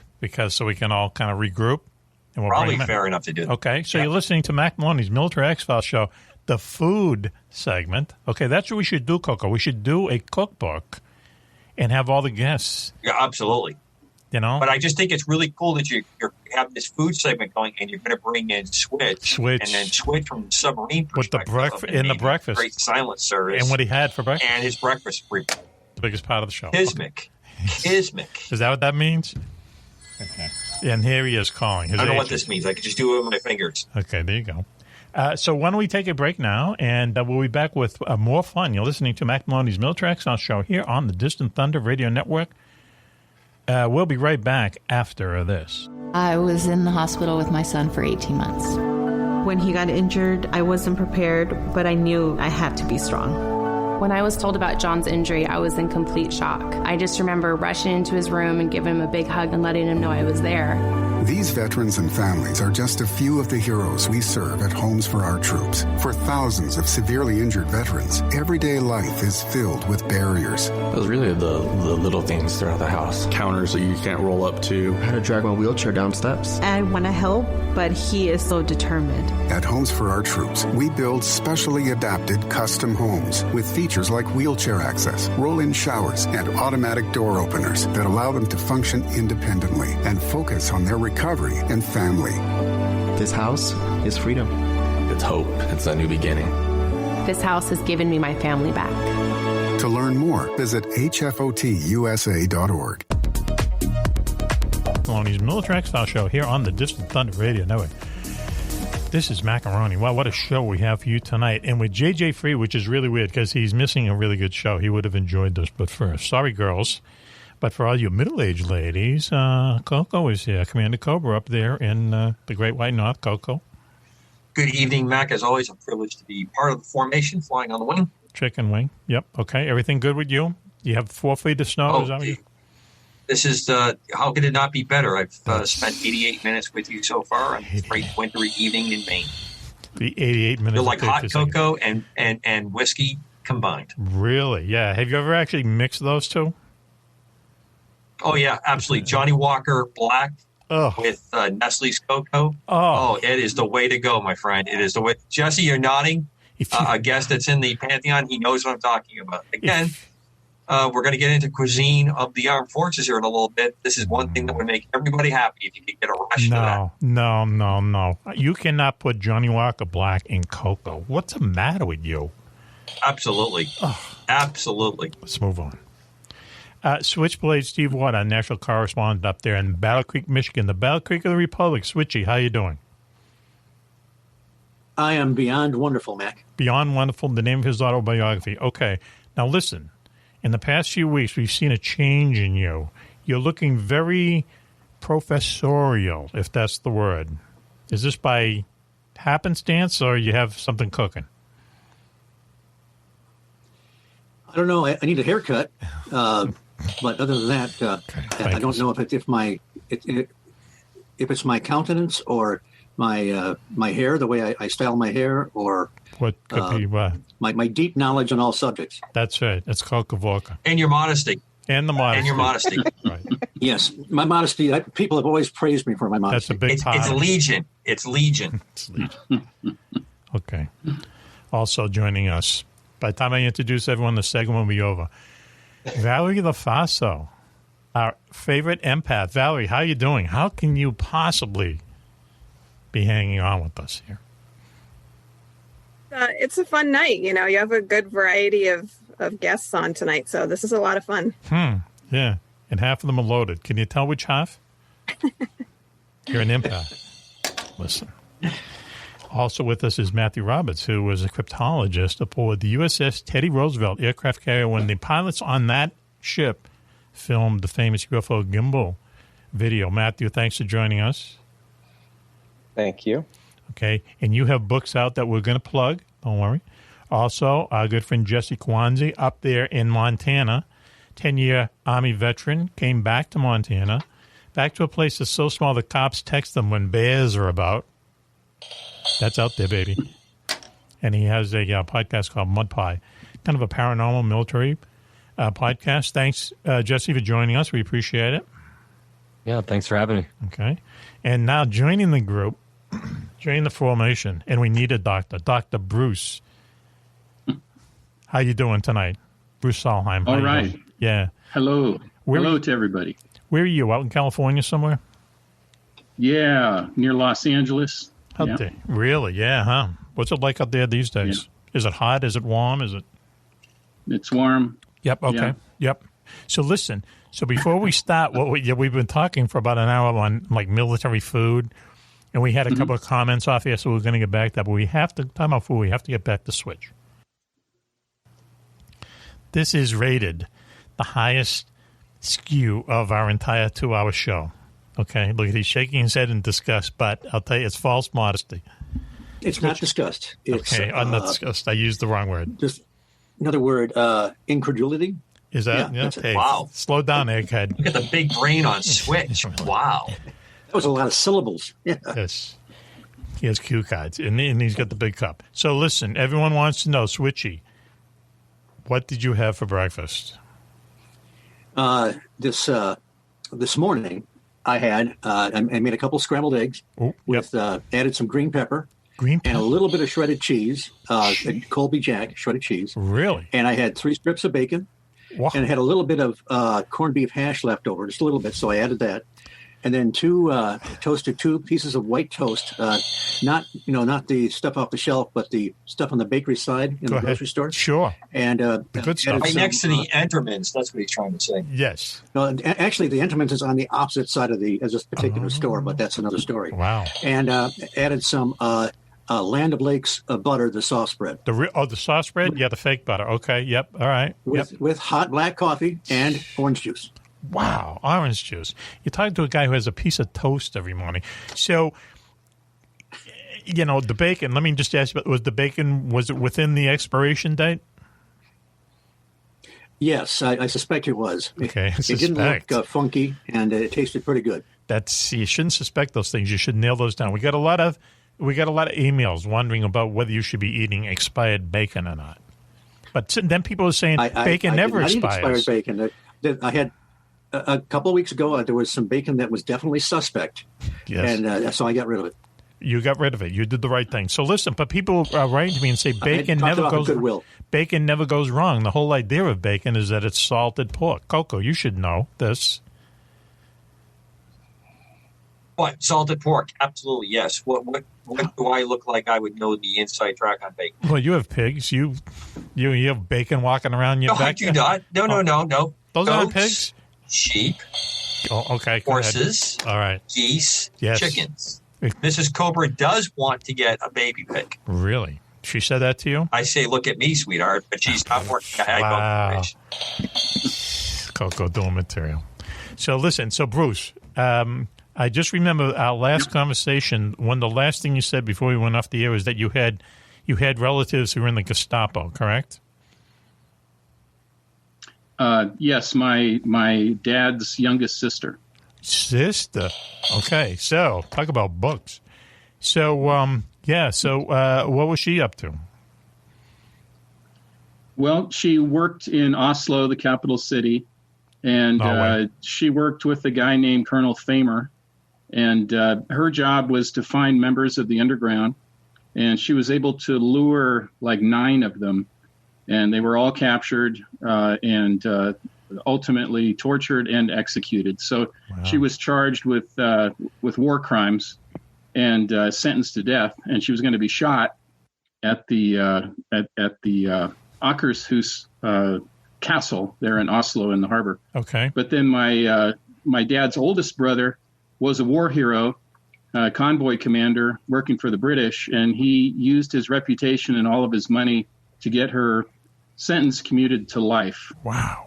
Of which she only did 9 years. And did she get out, or did she die in prison? No, she got out after 9 years. She claimed that she had gone insane. Sure. But she was crazy like a fox. Yeah, right. Well, so she got out and did very well, had a CPA business. Yeah. Coco, there's the movie. She was a strange lady. There's the movie, Oh, Coco. God, yes. Wow. Dr. Bruce had explained a little bit, and we chatted a little bit off air. It's a crazy world. That's crazy. So he's got a pretty good chunk of that pie. Wow, man. There was actually a movie. She wasn't in the movie, but there was a Norwegian movie called Max Manus. He's a famous resistance fighter. Okay. And there's a scene where they set up 2 of the members of the resistance at a cafe in Oslo, and actually it was my aunt who set up that meet. Okay. And that led to their capture. We're getting texts. So, yeah, she was pretty infamous. We're getting texts and emails. Everyone wants to know what she looked like. Was she someone who was alluring them like at a bar type thing? Yes. She was very attractive. I have everyone. I think I might have showed it briefly. We're a TV show. We're a radio show. My cousin wrote a book. Yes. And the title of it's in Norwegian, Lukkeduen and Sjøkaptein. It means the decoy and the sea captain. Yes. And there it's kind of a There's your title. Sexy look there. Okay. Well, you have a picture of her? Yeah. And then there she is. Oh, not bad. And my uncle, who was the war hero. A little bit of a Judy Garland. She was a pretty attractive. Yeah, Judy Garland, Wizard of Oz era. She had a country girl. She had an innocent country girl look, but she was not innocent. Wow. Put it that way. Writes itself. There's an elevator pitch. Okay, good for you. Yeah, she was deadly, very deadly, very interesting lady. She was unrepentant as a Nazi. Really? So really, I mean, she had Nazi books on her bookshelf. Spoke perfect German. To the point where German people I knew thought she was German. So, she was they Norwegian. asked, how does she know German so well? She was Norwegian. Norwegian, yeah. Yeah, Norwegian. Wow, huh? Yeah. So that's the reason. That's the reason I'm here in the United States, because my dad and my mom didn't want to hear, or especially my dad didn't want to hear about his Nazi sister anymore after the war. Wow. As you can gather, it was a pretty unpopular story. Yes. So they moved to America to kind of get away from that. You know, it's kind of like being Charles Manson's brother or something. Wow. Murray Manson. You want to get away from it. He's a tough guy, too. Wow, huh? Yeah. So, listen, so now you were an Army pilot, right? Bruce? Yeah, I started off as an E1. I was a jail guard in a military prison. Okay. I worked in a state prison, too, maximum security. Went back in, went to flight school. Yes. And became a warrant officer. I was in the air cav. I was a scout, aerial scout. Okay. And, Jesse was... the OH-58. Jesse did he did some tours in Iraq, and he was ferried around a lot in Blackhawks and so on and so forth. Right, Jesse? Yes, sir. I was the aviation ops guy and then a battle NCO for some flight type units, small little detachments. So, yeah, I spent a lot of time in UH-60s, once or twice in a 58. Yeah. So I was in so long ago that the Blackhawks were just coming in when I left the service. So really? Yeah. Okay. Wow. I flew Hueys quite a bit, the old UH-1. I got to say, you don't look that old. I love the Huey. You don't look that old, Dr. Bruce. You don't. But that's a while ago. Yeah, the Hueys. They're still around, though. Hueys are still around, right? Not left on active duty. Oh, none. Oh, okay. No. Yeah, but I think they have some at Fort Irwin for like op forces training, op 4 training and stuff like that. Right, yeah. Special use, but yeah, not on active duty. People always talk about like classic airplanes and stuff like that. If you ever want to talk about a classic helicopter, the Huey did everything, and for years and years and years. Real utility. In excess of 12,000 of those aircraft were built. Really, yeah. And there's still variants today that are out there flying. Were they easy to fly? Easy or hard? All helicopters are difficult to fly, but I would say I like the Huey a lot. It was very simple technology and didn't have a lot of fancy stuff that would break, and it was easier to maintain for the guys to maintain. Yep.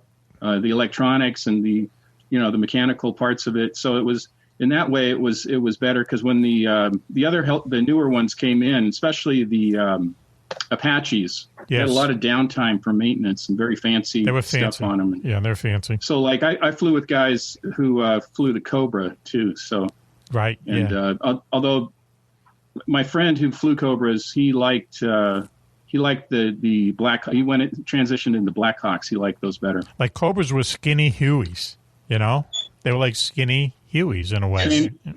Same company. Yeah, same company. So, had a narrow profile. Right. Where were you flying? Where were you doing all your flying in the Hueys?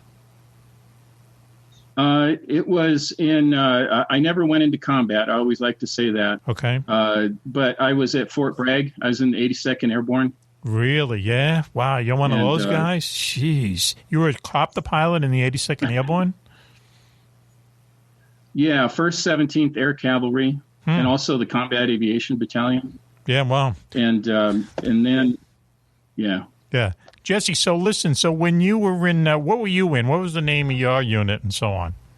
Well, it depends on where. My first deployment, I was part of 2nd Brigade Combat Team, 4th Infantry Division. Okay. When I was in Korea, I worked in 2nd Cab 2ID. And then my last station before I was a recruiter was Task Force Odin in Fort Hood. So I kind of jumped around every couple of years. So what do you think of these?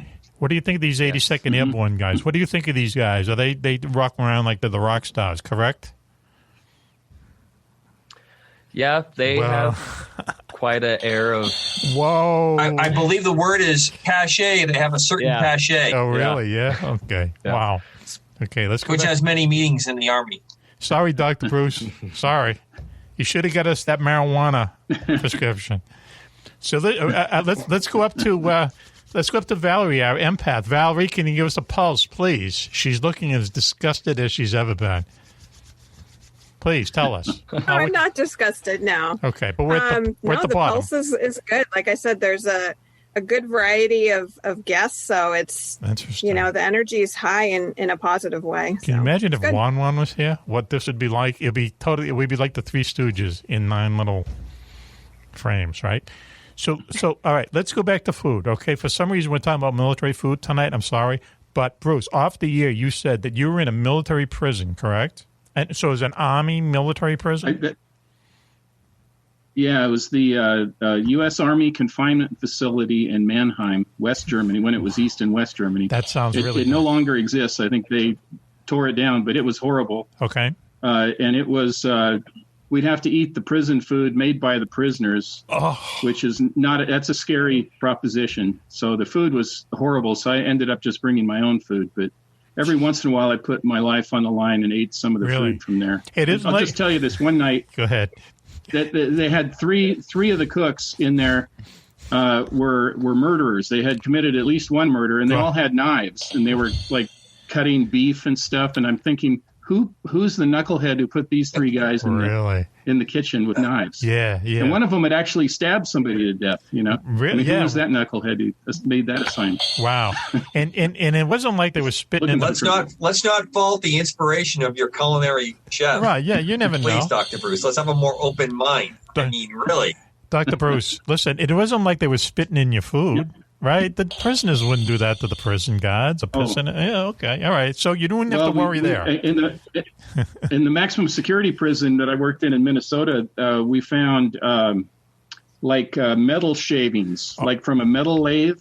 Go ahead. In the mashed potatoes. Oh, really? Yeah. Just trying to put a little iron into your diet. That's I don't all. understand why it has to be such negativity here. They're bumping it up. On the negative. They're bumping it up. That was the first and last time I ate in that maximum security dining hall. So listen, to get into... Hey, Matt, I just got to throw this out back. Matt. Yes. Go ahead, Matt. Matt. Food on the Teddy Roosevelt starting to sound a little bit better now? Yeah, I'm not hungry anymore. Are we bumping up a star? Little did I know I was fine dining on the aircraft carrier. I had no idea. It was like you were on a cruise. Wow. As a professor, I was visiting the Boxer, the USS Boxer. Yes. The amphibious assault ship, and we went from Singapore to Phuket in Thailand. Oh. And so I was a civilian on board as a professor, teaching them how to do online education. This was like before 9/11, so this is a long time ago. Go ahead. But they said I could eat with the officers, right? Yes. And I did that, and then I thought, that's pretty boring. So then they said, well, you can, if you want to eat with the crew, you can. So I went and I stood online, with the crew, and they said, hey, you can be in front of me. And I said, no, I'll wait my turn. I got there, and there's like a dog dish, they gave me. And by the time I got through the line, there was hardly any food left. Oh. And I sat down, and these guys are looking at me like, why are you eating with us? Yeah, in a dog dish. You should be eating in the officer's mess. I said, no, I wanted to be with the crew. And then they kind of thought that was cool. So. Yeah, okay. All right. But, it just reminds me of... I think the food was okay. There just wasn't enough of it by the time I got through the chow line. So going back to the prison for a second, what's the name of the prison? Because it just sounds terrible. The U.S. Army Confinement Facility in Mannheim, West Germany. Okay, so these are... We had a population... Go ahead. These are all Army and Air Force guys, Army and Air Force. We always had about 200 of them from all over the European command. Sure. And this was like from 79 to 81. Wow. That's when I was there. How old are you? You look like you're about 50 years old. Yes, go ahead. We had murderers, rapists. We had guys selling arms and ammunition to terrorists. We had all kinds of terrible... Really? Yeah. So that's what it took. There. That's what it took, something like that, to get locked up where you were. Well, we had those guys, and then we had the guys who hit their commanding officer, too, or did something, insubordination. They were there for a shorter period of time. But the ones that did serious stuff, we processed them to go back to Fort Leavenworth to do hard time. Yes. Yeah. At the disciplinary barracks. Make little rocks out of big ones. That was not the place to go. No. Hey, Jesse, I guarded a guy on death row. Oh, really? Ended up on death row there at the disciplinary barracks. He wanted Wyatt to go? Matthews. I remember that guy. Yeah. Did he want to go, or was he afraid? Did he want to go, or was he afraid? He was nuts. He was completely nuts. He was completely nuts. He killed 3 guys in a tank. He was a tank commander. He was an NCO. Go ahead. And he fired his tank into another tank and killed the guys that were. I think it was at least 3 guys in there that died.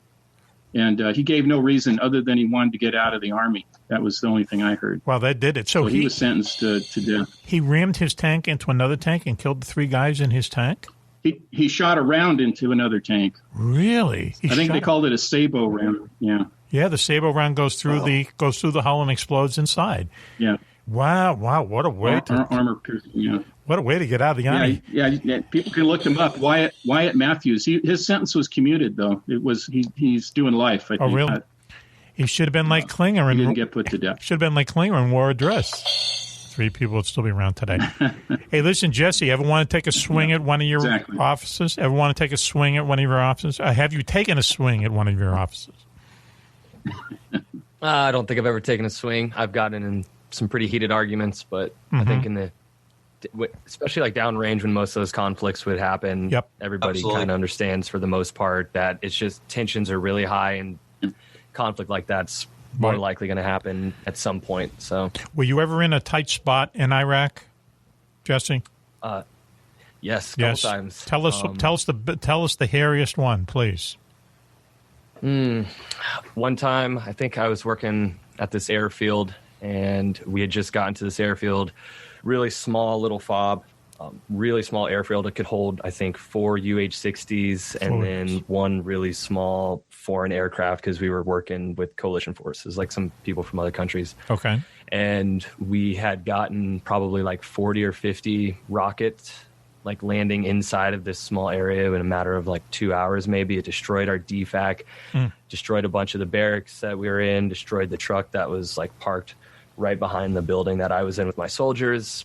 Basically, like when the round started coming in, we had our soldiers like out as a E5, E6 at the time. So I had 5 or 6 soldiers directly under me. Yep. And we just basically told them all to drop to the floor. And then when we dropped down, big blast, and we look up and there's just metal shrapnel just high enough over the HESCO barriers, because we used to have these big sandbag things filled with rocks and gravel and stuff to kind of prevent shrapnel fire from getting like 5 feet and below. But everything over that was just pretty much trashed through our whole living area and eating area, and it was a mess. I think some dude died in the outhouse, a couple KBR civilians died in the building, and it was a rough couple hours. 2 hours, man. Oh geez, that's really tough. So it's funny we're talking about military food, but like I gotta believe anything tastes good after that. It's the only thing I can say. So who was mortaring you? It sounds like Iraqi. Were they like Iraqi insurgents, Saddam's boys? Okay. Yeah, mostly insurgency. It's just there's so many they have access to so many of these old rounds and rockets, and they would just jerry-rig them onto old rails. And this place was in a really bad location. There was a lot of terrain much higher, farther away, and they could just basically aim rocket rails down, set them on timers, and you'd never find these people because they could walk away for an hour or two. And then it would just be one after another until however many rockets they had finished firing off. Yeah, they got real good at it. They got real good at improvising stuff, Hate to say it. Hey, listen, so we're coming to the end, so I'm going to have everyone plugged, okay? So let's start.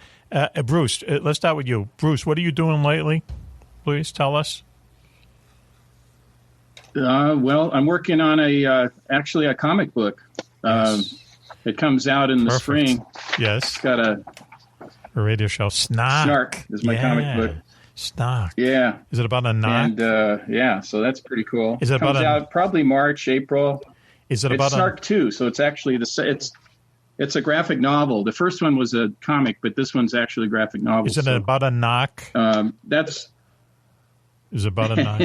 No, it's about it's an alien hybrid character comes to Earth with a mission to prepare us for invasion. So good. Sounds good. Sci-fi, humor, history. Stuff like that, yeah. Okay, well, come back on when it comes out. Let us know and come back on, okay? Yes, okay. And that's a great story about your aunt, right? Your good-looking aunt. Is that what happened? Was she your aunt? Yeah, she was always, she kept herself very, till the end, really. She died I think she was about 80, but she still looked pretty good. Wow, but kind of an evil heart. It's a real good thing, JJ. She loved animals, though. Isn't he? Oh, wow. She loved animals. Oh, my gosh. Yeah, she loved animals more than people. So she took in rescue animals and stuff. Really? Yeah. Okay. Well, that's a defect. Didn't want to get on her bad side. On her bad side. Or talk politics with her. It's good advice to anyone. Thank you, Dr. Bruce, for joining us. We'll talk to you real soon, okay? Looking forward to the comic book. Yeah. I appreciate it. Cool. Hey, Jesse, thanks for joining us. Once again, plug your podcast. We had a lot of fun. I was on there about a month ago or so. We had a lot of fun. Yeah, thanks for having me. My podcast is Mud Pie Podcast. I do it with my friend Ryan.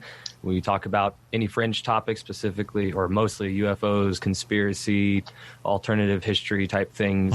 Really anything that's not generally discussed among circles of people. Did you see anything when you were in Iraq? Did you see anything weird flying around, paranormal? Not that I noticed. And at that point in my life, I wasn't really looking into that stuff. So I don't think I was looking for it, or really, my mind wasn't really open to any of that. I was just kind of focused on what we were doing right there. Yeah, right. Mud Pie podcast. It's really cool. Yeah, we had a good time on that. Thanks for joining us, Jesse. We'll talk to you soon, okay, brother? That was awesome. Thank you. Hey, Matthew. Thanks. Matthew Roberts up there in Arizona. The name of your book again, Matthew? It's called Initiated by Matthew Roberts. It's available on Amazon in digital form or paperback. Matthew Roberts, yeah. Okay. I've read it. It's a great book. There you go. And that's not... Matt, I read it. I read your book. I just got it, and I read it right through really quick. It was really good. Wow, good for you. Thank you, Doctor. Yeah, Thumbs good up. for you. Good for you. Yeah, Matthew, yeah, it must be a great book. Thanks for joining us, and thanks for putting the lie, the myth that Navy food is good. It's just kind of metza, right? Thank you. Thanks for having me. We'll talk to you soon, okay? Valerie, I hate to say goodbye to you because you're ravishing. Listen, so just give us a report card for the 2 hours, please. It's been an interesting show. You've had some different topics from what I'm used to you guys talking about. So it's good. It's been a good show. Like food, okay, all right. Well, thanks for joining us. We really appreciate it. We'll talk to you soon. And the name of your book is? Web of Friends series. The newest one is The Last Hour. The Last Hour. Okay, go on Amazon. Valerie Lofaso. The Tangled Web of Friends is the name of the series, right? Yep. Okay, thanks for joining us. Thanks for having me on. Switchy has the train wreck image up in back of him, so that means the show is coming to an end. Thank you, Professor Switch. My pleasure. Okay, you sure you're not taking online? Really quick, Switch. Can we get a Sweetwater's donut update, please? It's coming soon. The official donut of the Mack Maloney Military Sex File. It's coming soon. We're in negotiations. Still pending? Yes, we're in negotiations. Switch is going to be an employee at Sweetwater's Donut Mill in Battle Creek, Michigan, sometime in January, we hope. And he's going to be an employee for a while. It's going to involve making donuts and also pushing the broom. Switchy, you okay with both of those things? I'm okay with all of those things. And also, I'd like to say you can hear me on the High Strangeness Factor on the Paranormal UK Radio Network. And I'm also featured in the Mothman Legacy by Small Town Monsters as one of the talking heads, which is a sequel to the Mothman of Point Pleasant. And I'm also writing a book as yet to have a title. Wow. Which will be out sometime this decade. He's never plugged anything before. All of a sudden, there's something. He's on Adderall or something. Something's up with him. Yes? Would you tell us? What they call it? There was no label on the bottle, so I don't know what it was. Exactly. Thank you, Switchy. Coco, what can I say? Take two and repeat. Yeah, right, exactly. Coco, thank you. What can I say? You filled JJ's big clown shoes. We appreciate it. Well, it's a mission, Mac. You call me, I try to be there. Mission completed. Mission accomplished. Thank you very much. Thanks for everyone for joining us. I'll just go very quickly. The plugs are Homes for Our Troops. Homes for Our Troops is a military charity. They build homes for wounded Iraqi and Afghani war veterans, and then they give them the home. They adapt the home to whatever their disability might be. They give them the keys, no mortgage, nothing. Homes for Our Troops. Please Google them. 88 cents of every dollar that you contribute go to our troops and our veterans, and they're the highest military charity there is out there. Also, the People's Mosquito Project, Ross Schaub, our good friend, and a bunch of his mad Englishmen are putting back together a mosquito warplane from World War II. It was a wooden plane. They're made by cabinet makers because the UK was running out of steel and metal, and they put two Rolls-Royce Merlin engines on it, and it turned out to be one of the fastest things in the war. People's Mosquito Project, these guys are putting it back together, and they're going to give us rides on it, Coco, correct? Working on that, Mac. Working on it. Thank you very much. Okay, parachutes included. And we're a podcast now. We're everywhere. Just if you have an Alexa, go to Mack Maloney's Military X-Files on Apple Podcasts. We're on about 28 different platforms. JJ knows them all, but he's not here. Thanks for everyone downloading us. We really appreciate it, and we love the people in the UK. Thanks for everyone listening, and this is Mac for the entire gang. Until you hear us next time, be safe, be happy, and bye-bye.